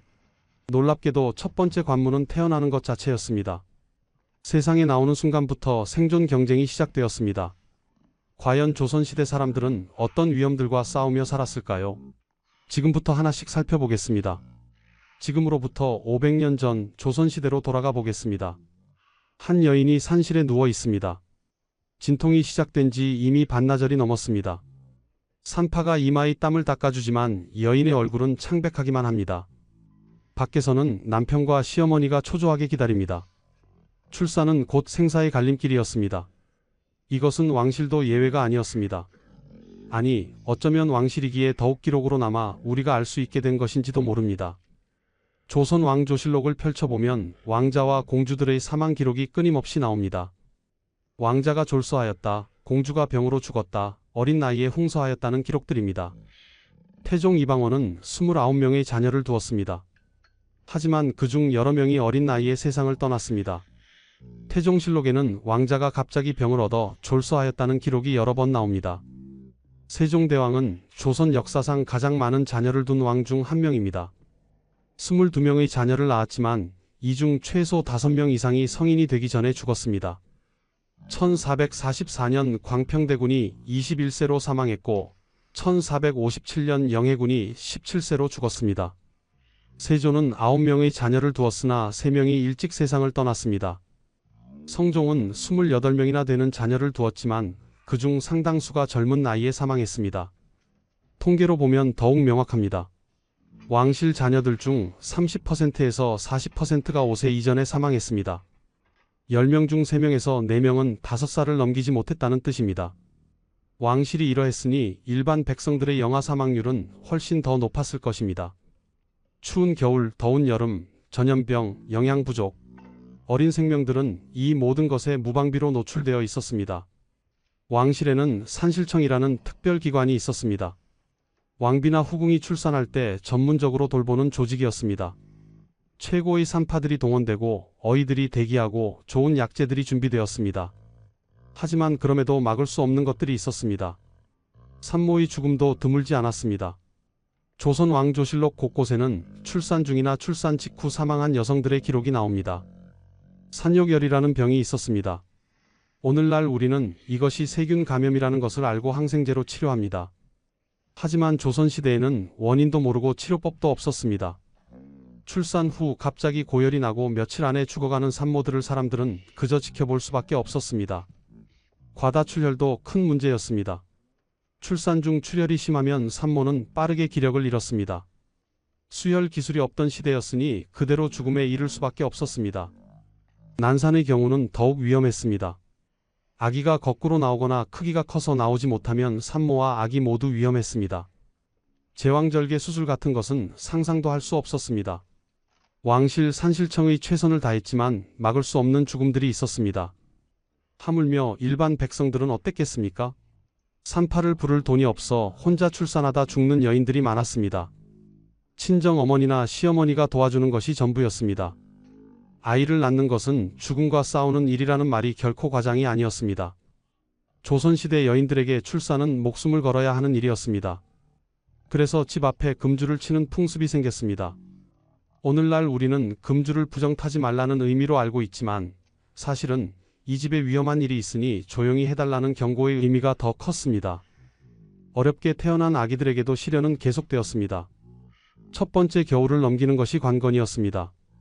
추운 겨울 초가집은 바람을 막아주지 못했습니다. 온도를 떼도 방 한쪽은 따뜻하지만 다른 쪽은 추웠습니다. 어린 아기들은 체온 조절 능력이 약했습니다. 추위에 그대로 노출되면 저체온증으로 죽었습니다. 여름도 마찬가지였습니다.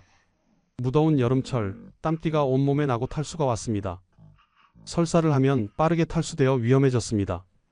모유가 부족한 산모의 경우는 더욱 심각했습니다. 분유 같은 것은 없었으니 쌀미음이나 미음을 먹였는데 이것으로는 영양이 부족했습니다. 아기들은 영양실조에 걸렸고 면역력이 약해졌고 작은 병에도 쉽게 죽었습니다. 그리고 가장 무서운 적이 나타났습니다. 전염병이었습니다.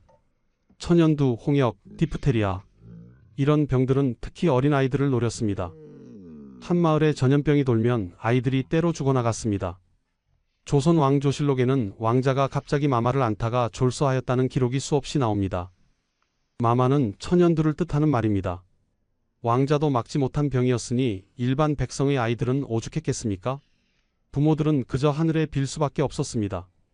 무당을 불러 구슬하고 절에 가서 기도를 올리고 부적을 써서 아이 방에 붙였습니다.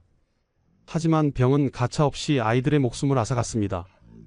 어린 생명은 꽃처럼 약했습니다. 조선시대 사람들은 이렇게 말했습니다. 꽃이 필 수도 있고 지기 전에 떨어질 수도 있듯이 어린 생명도 자랄 수도 있고 순식간에 사라질 수도 있었습니다. 그래서 아이가 돌잔치를 하는 풍습이 생겼습니다. 첫 돌을 무사히 넘겼다는 것은 생존 가능성이 높아졌다는 의미였습니다. 온 동네 사람들을 불러 잔치를 벌이고 축하했습니다. 그만큼 첫 돌까지 살아남는 것이 어려웠다는 뜻입니다. 하지만 이것은 시작에 불과했습니다. 돌을 넘긴 아이들, 5살을 넘긴 아이들을 기다리는 더 큰 적들이 있었습니다. 그것은 바로 전염병이었습니다. 1729년 봄, 조선 팔도에 소문이 퍼졌습니다. 마마가 돌았다. 사람들의 얼굴에 공포가 번졌습니다. 마마, 즉 천연두가 유행하기 시작한 것입니다. 영조 5년 실록에는 이렇게 기록되어 있습니다. 홍역이 크게 번져 죽은 자가 많았다. 20년 후인 1749년 영조 25년 실록에도 비슷한 기록이 나옵니다. 역질이 크게 퍼졌다. 조선 왕조실록 500년 역사를 통틀어 전염병에 관한 기록은 수백 건에 달합니다. 평균적으로 3년에서 5년에 한 번씩은 전국적인 전염병 대유행이 있었다는 뜻입니다. 조선시대 사람들이 가장 두려워한 병은 천연두였습니다. 사람들은 이 병을 마마라고 불렀습니다. 마마는 마마님이라는 존칭에서 나온 말입니다. 병을 귀신으로 여겨 함부로 부르면 안 된다고 생각했습니다. 귀신도 무서워한다는 말이 나올 정도였습니다. 조선 왕조실록을 검색해보면 천연두와 관련된 기록이 300회 이상 나옵니다. 그만큼 자주 유행했고 많은 사람이 죽었다는 뜻입니다. 천연두에 걸리면 처음에는 고열이 납니다. 온몸이 불덩이처럼 뜨거워집니다. 며칠 후 얼굴과 몸에 발진이 생깁니다. 발진은 점점 커져서 물집이 되고 물집은 터져서 고름이 됩니다. 온몸이 썩어가는 듯한 고통이 이어집니다. 치사율은 20%에서 30%였습니다. 10명이 걸리면 2명에서 3명은 죽었습니다. 살아남아도 얼굴과 몸에 깊은 흉터가 남았습니다. 조선시대에 곤보가 많았던 이유가 바로 천연두 때문이었습니다. 왕실도 천연두를 피할 수 없었습니다. 1452년 문종 2년 어린 왕자들이 천연두를 앓았습니다. 세조시대에도 여러 왕자가 천연두에 걸렸다는 기록이 있습니다. 숙종시대에는 왕자들이 연달아 천연두를 앓아 왕실이 비상에 걸렸습니다. 최고의 어이들이 달라붙었지만 할 수 있는 일이 거의 없었습니다. 그저 열을 내리려고 찬물로 몸을 닦아주고 약을 다려 먹이는 것이 전부였습니다. 살아남느냐 죽느냐는 오직 환자의 체력과 운에 달려 있었습니다. 일반 백성들은 더욱 속수무책이었습니다. 한 마을에 천연두가 돌기 시작하면 아이들이 하나둘씩 쓰러졌습니다. 부모들은 무당을 불러 마마신에게 빌었습니다. 마마님, 제발 우리 아이를 살려주십시오. 하지만 무당의 굿으로 전염병을 막을 수는 없었습니다. 천연두만큼 무서운 것이 홍역이었습니다. 홍역은 특히 어린아이들을 집중적으로 공격했습니다. 3년에서 5년마다 한 번씩 대유행했습니다. 1729년 영조 5년 실록에는 홍역이 크게 번져 죽은 자가 많았다고 기록되어 있습니다. 홍역에 걸리면 고열이 나고 온몸에 붉은 발진이 생깁니다. 기침이 심하게 나고 눈이 충혈됩니다. 합병증으로 폐렴이나 뇌염이 생기면 죽음에 이릅니다. 어린 아이들은 면역력이 약해 합병증이 잘 생겼습니다. 한 마을에서 홍역이 돌면 아이들이 때로 죽어나갔습니다. 부모들은 아이가 홍역을 앓는 동안 밤낮으로 간호했지만 무력했습니다. 온 나라가 통곡으로 가득했습니다. 여름철이 되면 다른 종류의 전염병이 기승을 부렸습니다. 이질과 장티푸스였습니다. 1821년 순조 21년 실록에는 이런 기록이 있습니다. 경도에 역질이 대작하여 죽은 자가 매우 많다. 경도는 한양을 뜻합니다. 수도에서조차 전염병으로 수많은 사람이 죽었다는 뜻입니다. 이질에 걸리면 극심한 설사를 합니다. 하루에 수십 번씩 설사를 하면서 탈수가 옵니다. 탈수가 심해지면 의식을 잃고 죽습니다. 오늘날에는 링거로 수액을 공급하고 항생제를 투여하면 쉽게 치료됩니다. 하지만 조선시대에는 그런 것이 없었습니다. 환자는 그저 물을 마시고 버티는 수밖에 없었습니다. 체력이 약한 사람, 특히 어린아이와 노인은 버티지 못하고 죽었습니다.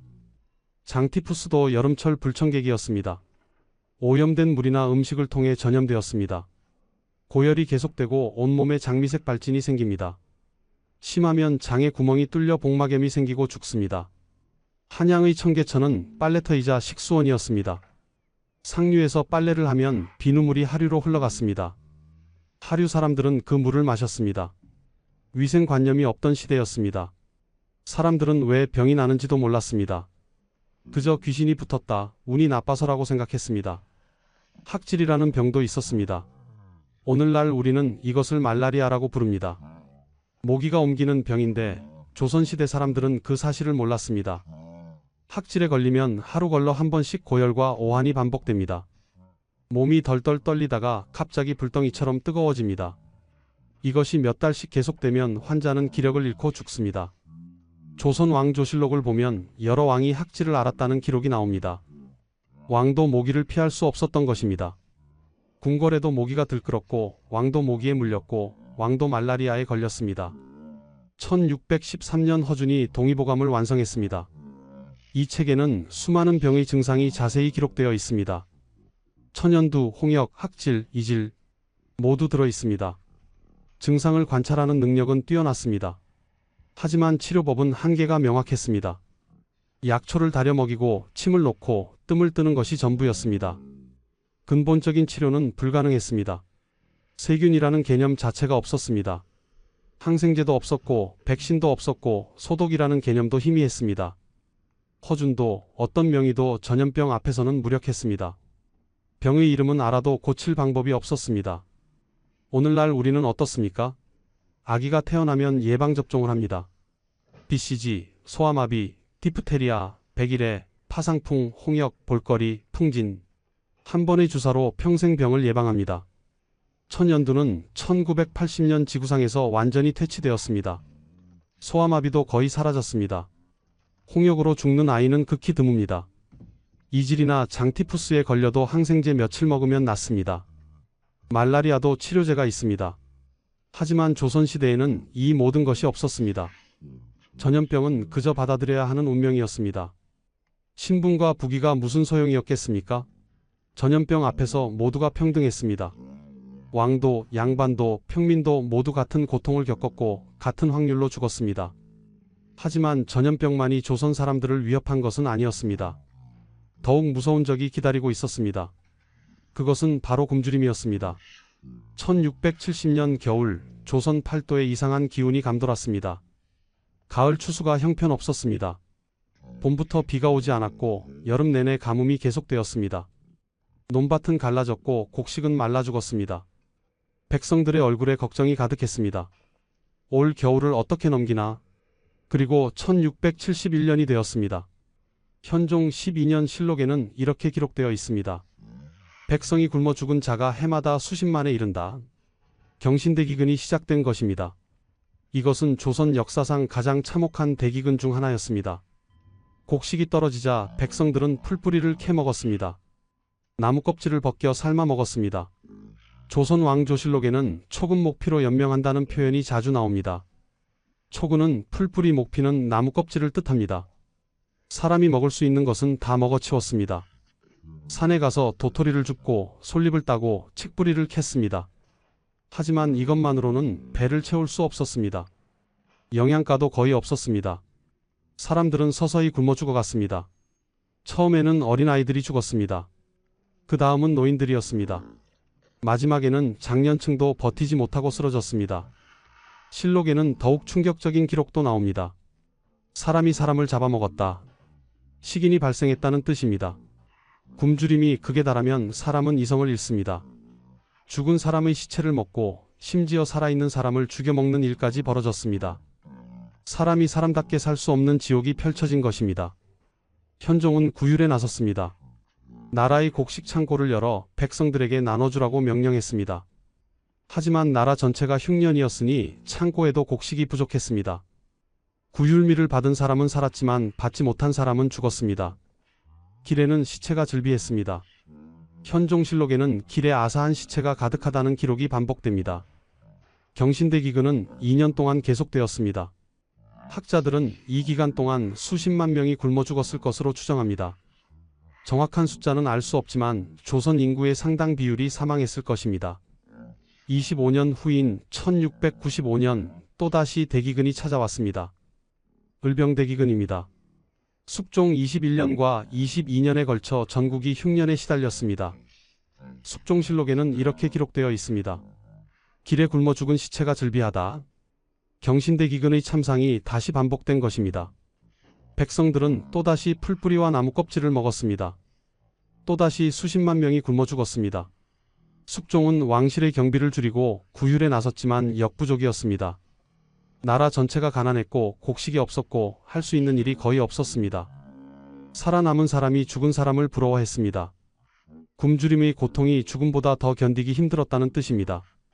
1727년과 1728년에는 정묘기해 대기근이 발생했습니다. 영조 3년과 4년의 일입니다. 영조실록에는 백성들이 초금목 피로 연명한다는 기록이 또다시 나옵니다. 보리고개라는 말이 있습니다. 봄철 농가에서 가을에 수확한 곡식이 다 떨어지고 보리는 아직 익지 않은 시기를 뜻합니다. 이 시기에 굶어 죽는 사람이 많았습니다. 보리가 익기 전에 죽는 사람들, 봄철만 되면 반복되는 비극이었습니다. 조선 왕조 500년 역사에서 전국적 대기근이 기록된 것만 수십 차례입니다. 지역적 흉년까지 합하면 200회 이상입니다. 평균적으로 2년에서 3년에 한 번씩은 어딘가에서 흉년이 들었다는 뜻입니다. 대기근이 아닌 평상시에도 사람들은 영양이 부족했습니다. 양반들조차 고기를 자주 먹지 못했습니다. 제사나 잔치 때나 고기를 먹을 수 있었습니다. 평소에는 곡식과 채소 위주로 먹었습니다.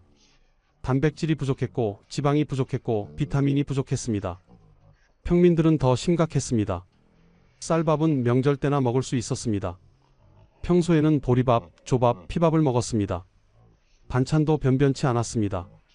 김치와 된장이 전부인 경우가 많았습니다. 이런 식단으로는 영양 균형을 맞출 수 없었습니다. 각기병이라는 병이 만연했습니다. 오늘날 우리는 이것이 비타민 B1 결핍으로 생기는 병이라는 것을 압니다. 도정한 쌀만 먹으면 비타민 B1이 부족해집니다. 다리가 붓고 감각이 무뎌집니다. 심하면 심장이 나빠져 죽습니다. 조선시대 양반들 중에 각기병 환자가 많았습니다. 흰 쌀밥을 주로 먹었기 때문입니다. 야맹증도 흔했습니다. 비타민 A 결핍으로 생기는 병입니다. 해가 지면 앞을 볼 수 없게 됩니다. 당근, 시금치 같은 녹황색 채소를 먹으면 예방할 수 있지만 그런 것을 충분히 먹기 어려웠습니다. 구루병도 많았습니다. 비타민 D 부족으로 뼈가 제대로 자라지 못하는 병입니다. 다리가 휘고 키가 자라지 않았습니다. 배를 채울 수 없으니 몸이 약했습니다. 영양이 부족하면 면역력이 떨어집니다. 면역력이 떨어지면 전염병에 쉽게 걸립니다. 굶주림과 전염병은 늘 함께 왔습니다. 대기근이 발생하면 굶어 죽는 사람도 많지만 전염병으로 죽는 사람은 더 많았습니다. 영양실조로 몸이 약해진 상태에서 이질이나 장티푸스에 걸리면 버틸 수 없었습니다. 기근과 역병은 악순환을 이뤘습니다. 더 가슴 아픈 것은 3년상의 비극이었습니다. 조선시대에는 부모가 돌아가시면 자식이 3년 동안 상복을 입고 심요살이를 했습니다. 국조 오례이라는 법전에 규정되어 있었습니다. 3년 동안 고기를 먹지 않고 술을 마시지 않고 거친 음식만 먹어야 했습니다. 죽과 나물만 먹었습니다. 이것은 효를 다하는 일이었지만 동시에 목숨을 거는 일이기도 했습니다. 3년 동안 영양이 부족한 식사를 하면 몸이 약해집니다. 겨울 추위에 얇은 상복만 입고 초막에서 지내면 건강이 나빠집니다. 그렇게 부모를 따라 죽는 자식들이 많았습니다. 조선 왕조실록 곳곳에 여묘살이 중 죽었다는 기록이 나옵니다. 효를 다하다 따라 죽는 사람들은 이것을 아름다운 일로 여겼습니다. 하지만 객관적으로 보면 영양실조로 인한 사망이었습니다. 굶주린 몸은 병에 약할 수밖에 없었습니다. 조선시대 사람들의 평균 수명이 짧았던 가장 큰 이유 중 하나가 바로 영양 부족이었습니다. 충분히 먹지 못했고 영양 균형이 맞지 않았고 주기적으로 대기근이 찾아왔습니다. 이런 상황에서 오래 살기는 어려웠습니다. 하지만 굶주림만이 문제가 아니었습니다. 평화로운 시기도 그리 길지 않았습니다. 전쟁이라는 더 큰 재앙이 기다리고 있었습니다. 1592년 4월 13일 부산포에 왜군의 배가 나타났습니다. 임진왜란이 시작된 것입니다. 조선은 200년 동안 큰 전쟁 없이 평화를 누려왔습니다. 군사력은 약해져 있었고 백성들은 전쟁을 경험해 본 적이 없었습니다. 왜군은 순식간에 북상했습니다. 한 달도 안 되어 한양이 함락되었습니다. 선조는 의주로 피난을 갔습니다. 조선 팔도가 전쟁터가 되었습니다. 전쟁은 7년 동안 계속되었습니다. 1598년 왜군이 철수하고 나서야 전쟁은 끝났습니다. 하지만 조선은 폐허가 되어 있었습니다. 선조실록에는 참혹한 기록들이 가득합니다. 시체가 들판에 가득하다. 백성들이 산속으로 도망쳤다. 곡식이 모두 불타 없어졌다. 전투에서 죽은 군인보다 민간인 희생이 훨씬 많았습니다. 왜군은 조선 백성들을 무자비하게 학살했습니다. 저항하는 마을은 불태워버렸습니다.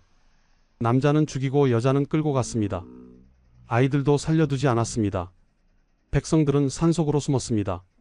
하지만 산속에서도 안전하지 않았습니다. 굶주림과 추위가 기다리고 있었습니다. 겨울이 되면 얼어 죽는 사람이 속출했습니다. 먹을 것이 없어 굶어 죽는 사람도 많았습니다. 역사학자들은 임진왜란으로 조선 인구의 20%에서 30%가 사망했을 것으로 추정합니다. 당시 조선 인구를 1000만 명 정도로 보면 200만 명에서 300만 명이 죽었다는 뜻입니다. 정확한 숫자는 알 수 없지만 엄청난 인명피해였습니다. 전투에서 칼에 맞아 죽은 사람은 일부에 불과했습니다. 대부분은 굶주림, 추위, 전염병으로 죽었습니다. 전쟁이 일어나면 농사를 지을 수 없습니다. 논밭은 황폐해지고 곡식은 자라지 않습니다. 저장해둔 곡식도 군량미로 징발되거나 불타 없어집니다. 백성들은 먹을 것이 없어 굶습니다. 굶주린 상태에서 전염병이 돌면 때로 죽어나갑니다. 살아남은 것이 기적이었습니다. 겨우 30년의 평화가 지나고 또다시 전쟁이 찾아왔습니다. 1627년 정묘호란입니다. 이번에는 북쪽에서 후금군이 쳐들어왔습니다. 인조는 강화도로 피난했습니다. 후금군은 평안도와 황해도를 유린했습니다. 인조실록에는 백성들의 피해 기록이 나옵니다. 약탈과 방화, 학살이 이어졌습니다. 추위에 피난 가던 중 얼어 죽은 사람도 많았습니다. 다행히 이 전쟁은 3개월 만에 끝났습니다. 하지만 10년 후 더 큰 전쟁이 기다리고 있었습니다. 1636년 12월 청나라 태종이 직접 10만 대군을 이끌고 쳐들어왔습니다. 병자호란입니다. 인조는 남한산성으로 피난했습니다. 청군은 남한산성을 포위했습니다. 한겨울이었습니다. 성 안에는 식량이 부족했고 추위가 극심했습니다. 47일 동안 포위가 계속되었습니다. 성 안에서 굶어 죽고 얼어 죽는 사람이 속출했습니다. 결국 인조는 항복했습니다. 1637년 1월 30일 삼전도에서 청태종에게 3번 절하고 9번 머리를 조아렸습니다. 삼전도의 굴욕입니다. 인조실록에는 이날의 치욕이 자세히 기록되어 있습니다. 병자호란의 피해는 임진왜란 못지않았습니다. 청군은 조선 전역을 약탈했습니다. 무엇보다 끔찍한 것은 포로로 끌려간 사람들이었습니다. 수십만 명이 청나라로 끌려갔습니다. 정확한 숫자는 알 수 없지만 실록에는 포로가 50만 명에 이른다는 기록도 있습니다. 가족이 뿔뿔이 흩어졌습니다. 부모와 자식이 헤어졌고 부부가 헤어졌고 형제가 헤어졌습니다. 끌려간 사람 중 살아서 돌아온 사람은 극소수였습니다. 대부분은 청나라에서 노예로 팔려갔거나 그곳에서 죽었습니다. 치욕보다 더한 것은 죽음이었습니다. 죽음보다 더한 것은 가족을 잃는 것이었습니다. 전쟁만이 폭력은 아니었습니다. 평화로운 시기에도 폭력은 도처에 있었습니다. 조선은 엄격한 형벌 제도를 가지고 있었습니다. 태형, 장형, 도형, 유배, 사형. 죄의 경중에 따라 형벌이 정해졌습니다. 태형은 볼기에 곤장을 맞는 것입니다. 가벼운 죄에 처해졌지만 결코 가볍지 않았습니다. 수십 대를 맞으면 피부가 터지고 살이 찢어졌습니다. 장형은 더 심했습니다. 100대를 맞으면 목숨이 위태로웠습니다. 실제로 장형을 받다가 죽는 사람이 많았습니다. 사형은 더 끔찍했습니다. 참수, 교수, 능지처참. 능지처참은 온몸을 토막내는 극형이었습니다. 조선 왕조실록에는 이런 형벌 기록이 수없이 나옵니다. 특히 사화라고 불리는 정치적 숙청에서 많은 사람이 죽었습니다. 1498년 무오사화에서는 김일손 등 수십 명의 살인파 학자가 처형되었습니다. 1504년 갑자사화에서는 수백 명이 죽거나 유배를 갔습니다. 1519년 기묘사화, 1545년 을사사화, 사화는 계속 반복되었습니다. 왕의 뜻 하나로 수백 명이 죽었습니다. 죽은 사람뿐만 아니라 그 가족들도 고통받았습니다. 연좌제 때문에 가족까지 처벌받았습니다. 아버지가 역적이 되면 아들도 벗을 수 없었습니다. 딸은 관비로 끌려갔습니다. 왕의 한마디가 한 가문을 멸했습니다. 여성들의 삶은 더욱 가혹했습니다. 좋은 풍습 때문에 16살에 결혼했습니다. 본인의 의사는 중요하지 않았습니다. 부모가 정한 사람과 결혼해야 했습니다. 결혼 후에는 시댁의 며느리로 살아야 했습니다. 시부모를 모시고 집안일을 하고 아이를 낳아야 했습니다. 남편이 때려도 참아야 했습니다. 가정폭력을 막아줄 법이 없었습니다. 칠거지약이라는 규정이 있었습니다. 7가지 이유가 있으면 여자를 쫓아낼 수 있다는 뜻입니다. 시부모에게 순종하지 않거나 아들을 낳지 못하거나 음란하거나 질투하거나 병이 있거나 말이 많거나 도둑질하면 쫓아낼 수 있었습니다. 쫓겨난 여자는 친정으로 돌아가야 했습니다. 하지만 친정에서도 환영받지 못했습니다. 재가는 금지되었습니다. 남편이 죽어도 재혼할 수 없었습니다. 평생 과부로 살아야 했습니다. 절망한 여인들은 자살을 택하기도 했습니다. 여자로 태어난 것 자체가 고통이었습니다. 폭력은 몸만 상하게 하는 것이 아니었습니다. 마음도 병들게 했습니다. 전쟁을 겪은 사람들은 트라우마에 시달렸습니다. 가족을 잃은 슬픔, 죽음을 목격한 충격, 포로로 끌려갔다 돌아온 수치심, 이런 것들이 마음에 상처를 남겼습니다. 하지만 조선시대에는 트라우마라는 개념이 없었습니다. 정신과 치료 같은 것도 없었습니다. 사람들은 그저 참고 견뎌야 했습니다. 한이라는 말이 있습니다. 풀리지 않는 원한과 슬픔을 뜻합니다. 조선 사람들의 마음속에는 한이 쌓였습니다. 우울증이 생겼고 불안증이 생겼고 심하면 자살로 이어졌습니다. 마음의 병이 몸을 망쳤습니다. 정신적 스트레스는 면역력을 떨어뜨립니다. 면역력이 떨어지면 병에 걸리기 쉽습니다. 전쟁과 폭력은 직접적으로도 사람을 죽였지만 간접적으로도 수명을 단축시켰습니다. 1659년 5월 경덕궁에 비상이 걸렸습니다.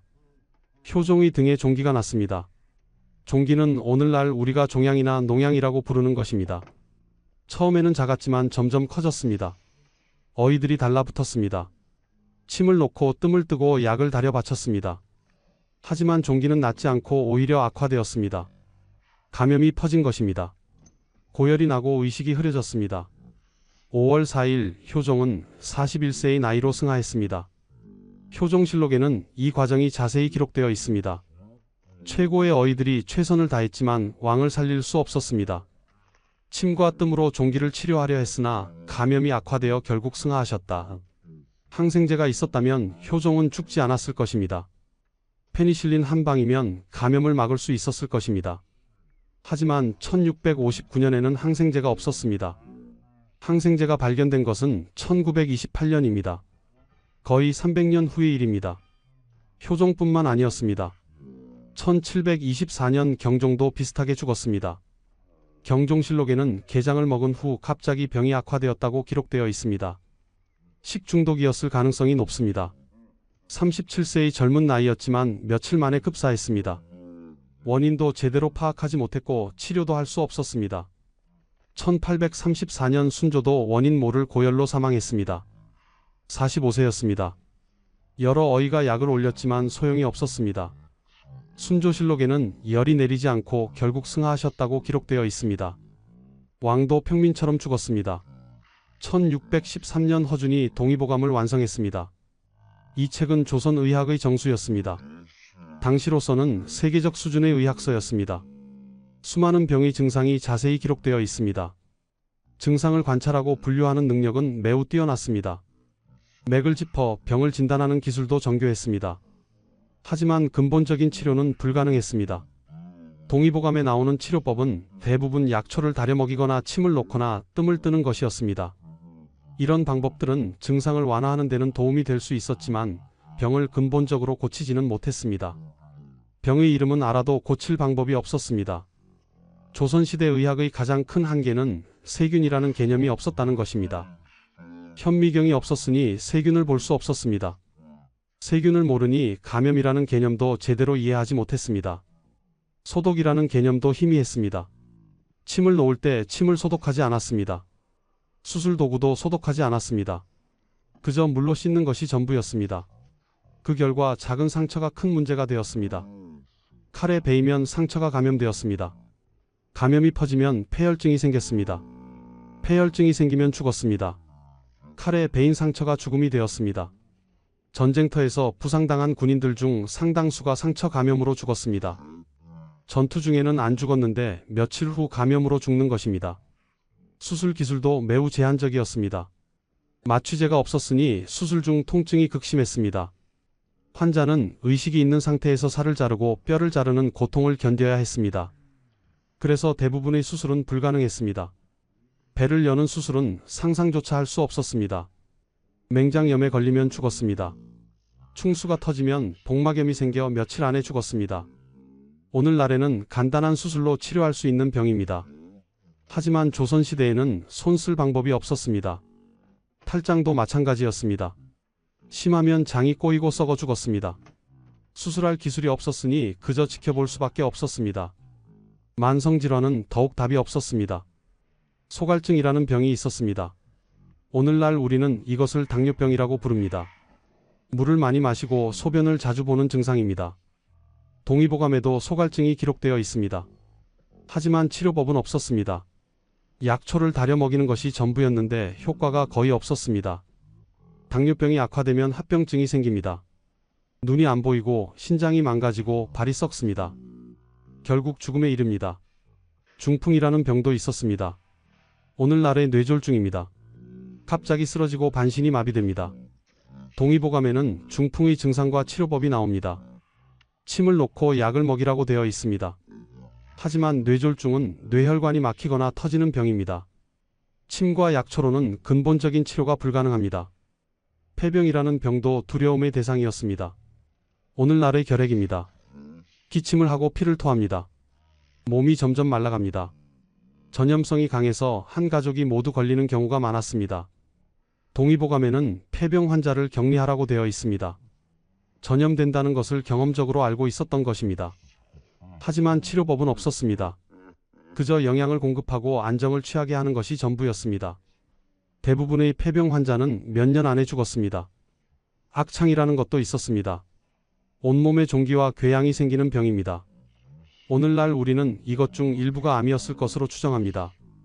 조선시대에는 암이라는 개념 자체가 희미했습니다. 그저 악한 병이라고만 생각했습니다. 당연히 치료법도 없었습니다. 병의 이름만 알고 손 쓸 방법이 없었습니다. 의학적 지식이 부족하니 사람들은 미신에 의지했습니다. 병이 나면 무당을 불러 구슬했습니다. 병은 귀신이 붙어서 생긴다고 믿었습니다. 귀신을 쫓아내면 병이 낫는다고 생각했습니다. 절에 가서 기도를 올렸습니다. 부처님께 빌면 병이 낫는다고 믿었습니다. 부적을 써서 환자 방에 붙였습니다. 부적이 잡귀를 막아준다고 생각했습니다. 양반들조차 이런 미신을 믿었습니다. 왕실에서도 병이 나면 무당을 불렀습니다. 실록에는 병이 낫기를 빌기 위해 기도를 올렸다는 기록이 자주 나옵니다. 과학과 미신의 경계가 모호했습니다. 사람들은 하늘에 빌 수밖에 없었습니다. 의학이 할 수 있는 일이 너무 적었기 때문입니다. 1750년 여름 한양 거리는 악취로 가득했습니다. 한양 인구는 약 20만 명이었습니다. 하지만 상하수도가 제대로 갖춰지지 않았습니다. 수세식 화장실 같은 것은 상상도 할 수 없었습니다.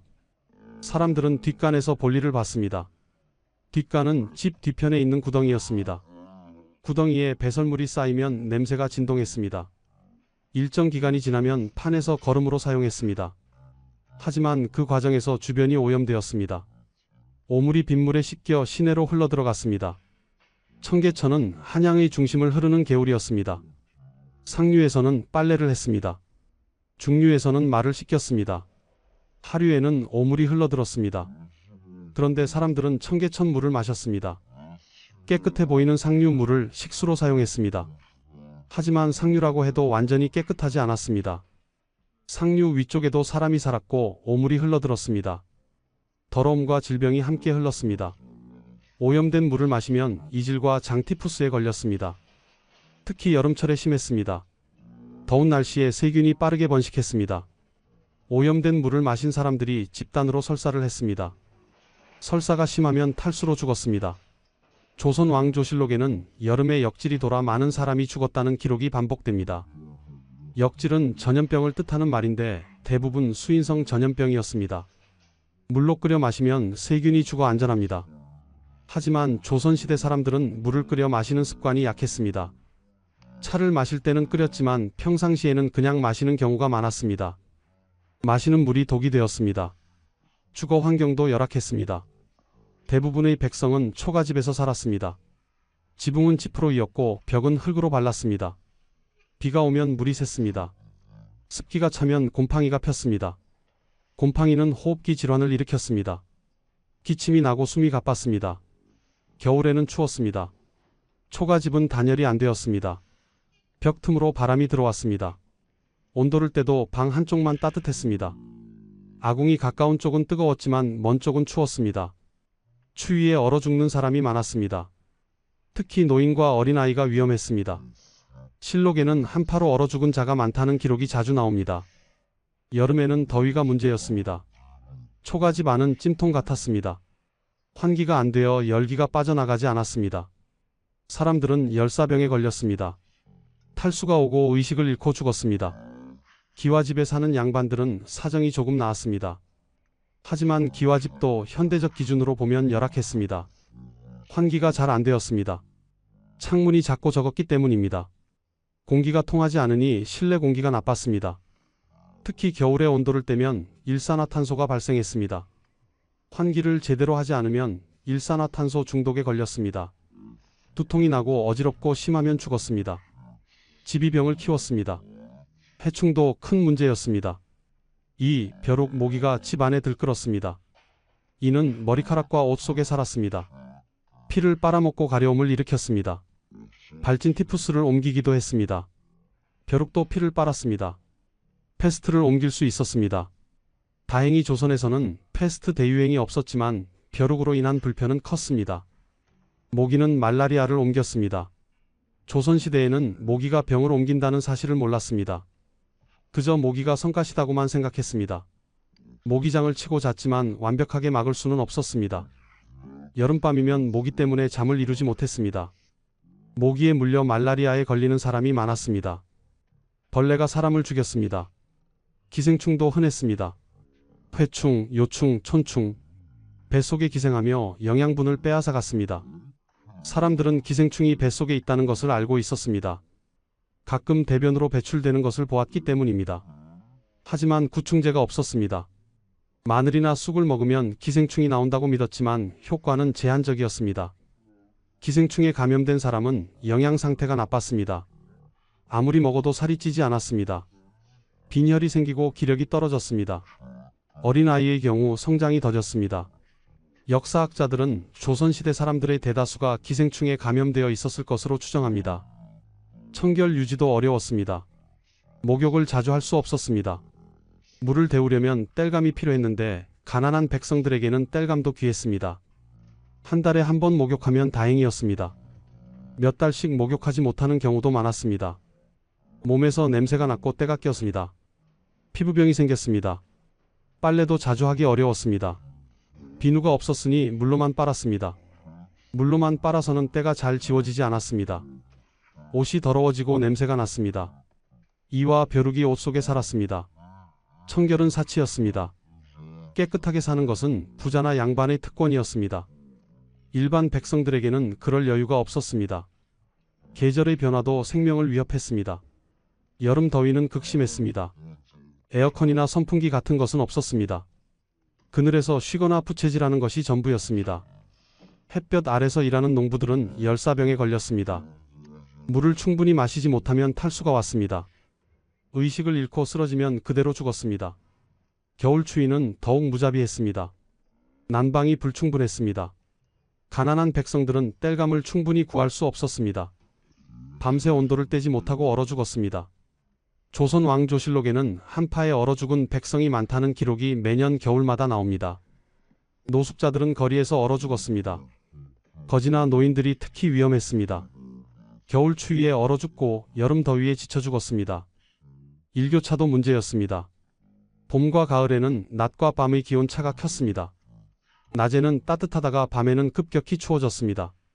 옷을 제대로 챙겨 입지 못하면 감기에 걸렸습니다. 감기가 폐렴으로 악화되면 위험했습니다. 항생제가 없던 시대였으니 폐렴은 치명적이었습니다. 특히 노인과 어린아이는 폐렴으로 쉽게 죽었습니다. 재난도 잦았습니다. 가뭄이 들면 식수가 부족했습니다. 우물이 마르고 개울이 말랐습니다. 사람들은 목말라 죽었습니다. 홍수가 나면 집이 떠내려갔습니다. 농경지가 침수되었습니다. 식량이 부족해지고 기근이 찾아왔습니다. 홍수 후에는 전염병이 돌았습니다. 실록에는 한재, 수재, 풍재라는 말이 자주 나옵니다. 가뭄, 홍수, 태풍을 뜻하는 말입니다. 자연도 적이었습니다. 조선시대 사람들은 자연재해와도 싸워야 했습니다. 평화로운 해가 드물었습니다. 전염병, 기근, 전쟁, 자연재해, 무언가는 항상 사람들을 위협했습니다. 하지만 말입니다. 이 모든 역경 속에서도 살아남은 사람들이 있었습니다. 80세, 90세를 넘긴 사람들이 있었습니다. 조선 왕조실록을 보면 장수한 사람들의 기록이 나옵니다. 1426년 세종 8년 실록에는 이런 기록이 있습니다. 나이 100살 된 노인에게 쌀과 고기를 하사하였다. 100세 노인이 있었다는 뜻입니다. 1432년 세종 14년 실록에는 90세 이상 노인 수백 명에게 상을 내렸다는 기록이 있습니다. 90세 이상이 수백 명이나 있었습니다. 물론 전체 인구 비율로 보면 극히 일부였습니다. 하지만 분명히 존재했습니다. 드물었지만 장수하는 사람들도 있었습니다. 구체적인 인물들을 보겠습니다. 황희정승은 90세까지 살았습니다. 1363년에 태어나 1452년에 죽었으니 정확히 90세입니다. 세종대왕을 섬긴 명재상으로 유명합니다. 18년 동안 영의정을 지냈습니다. 90세까지 정정했습니다. 신숙주는 72세까지 살았습니다. 1417년에 태어나 1475년에 죽었습니다. 세종 때 집현전 학사로 활약했고 훈민정음 창제에 참여했습니다. 여러 왕을 섬기며 공을 세웠습니다. 서거정은 79세까지 살았습니다. 1420년에 태어나 1488년에 죽었습니다. 문장가로 유명했고 많은 책을 저술했습니다. 이들은 어떻게 오래 살았을까요? 그들에게는 공통점이 있었습니다. 첫째, 규칙적인 생활을 했습니다. 일찍 자고 일찍 일어났습니다. 매일 같은 시간에 식사를 했습니다. 규칙적인 생활은 건강의 기본입니다. 둘째, 절제된 식사를 했습니다. 과식하지 않았습니다. 적당히 먹고 소식했습니다. 술을 많이 마시지 않았습니다. 동의보감에도 음식을 절제하라는 말이 나옵니다.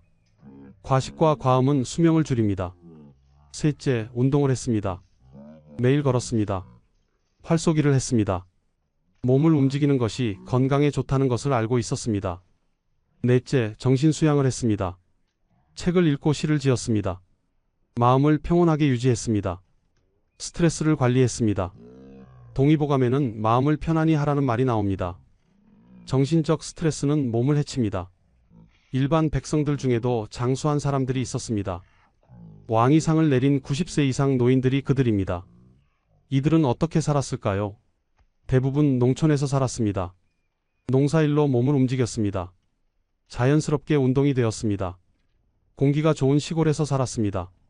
스트레스가 적었습니다. 소박하게 살았습니다. 욕심이 적었습니다. 가족과 이웃의 돌봄을 받았습니다. 혼자서는 살 수 없었습니다. 조선시대에는 공동체가 중요했습니다. 계라는 조직이 있었습니다. 이웃끼리 모여 상부상조했습니다. 누가 아프면 돌봐주고, 누가 죽으면 장례를 도와주고, 누가 어려우면 도와주었습니다. 두레와 품앗이도 있었습니다. 농사일을 서로 도왔습니다. 혼자서는 할 수 없는 일을 함께 했습니다. 가족의 역할도 컸습니다. 노인을 부양하는 것은 자식의 의무였습니다. 아들과 며느리가 노부모를 모셨습니다. 밥을 지어드리고 옷을 빨아드리고 병이 나면 간호했습니다. 이런 돌봄이 있었기에 노인들이 오래 살 수 있었습니다. 조선 후기로 갈수록 조금씩 나아졌습니다. 의학이 발전했습니다. 1799년 정약용이 마과회통이라는 책을 저술했습니다. 천연두에 대한 연구서였습니다. 1894년 갑오개혁으로 신분제가 폐지되었습니다. 양반과 평민의 차이가 줄어들었습니다. 1876년 개항 이후 서양의학이 들어왔습니다. 병원이 세워지고 새로운 치료법이 도입되었습니다. 조금씩 아주 조금씩 나아지고 있었습니다.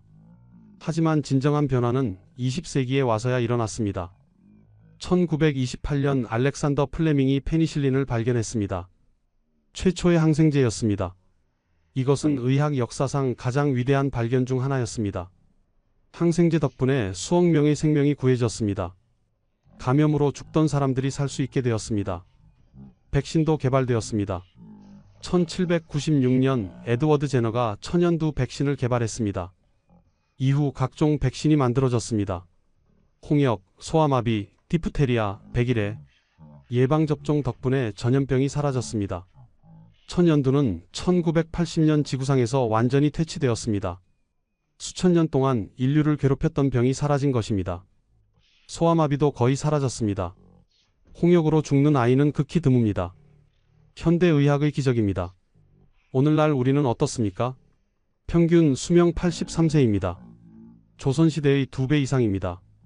아기가 태어나면 예방접종을 합니다. 병에 걸리면 병원에 갑니다. 의사가 진단하고 약을 처방합니다. 항생제를 먹으면 며칠 만에 낫습니다. 수술이 필요하면 수술을 받습니다. 마취제 덕분에 통증 없이 수술받습니다. 암에 걸려도 조기에 발견하면 치료할 수 있습니다. 당뇨병이 있어도 인슐린 주사로 관리할 수 있습니다.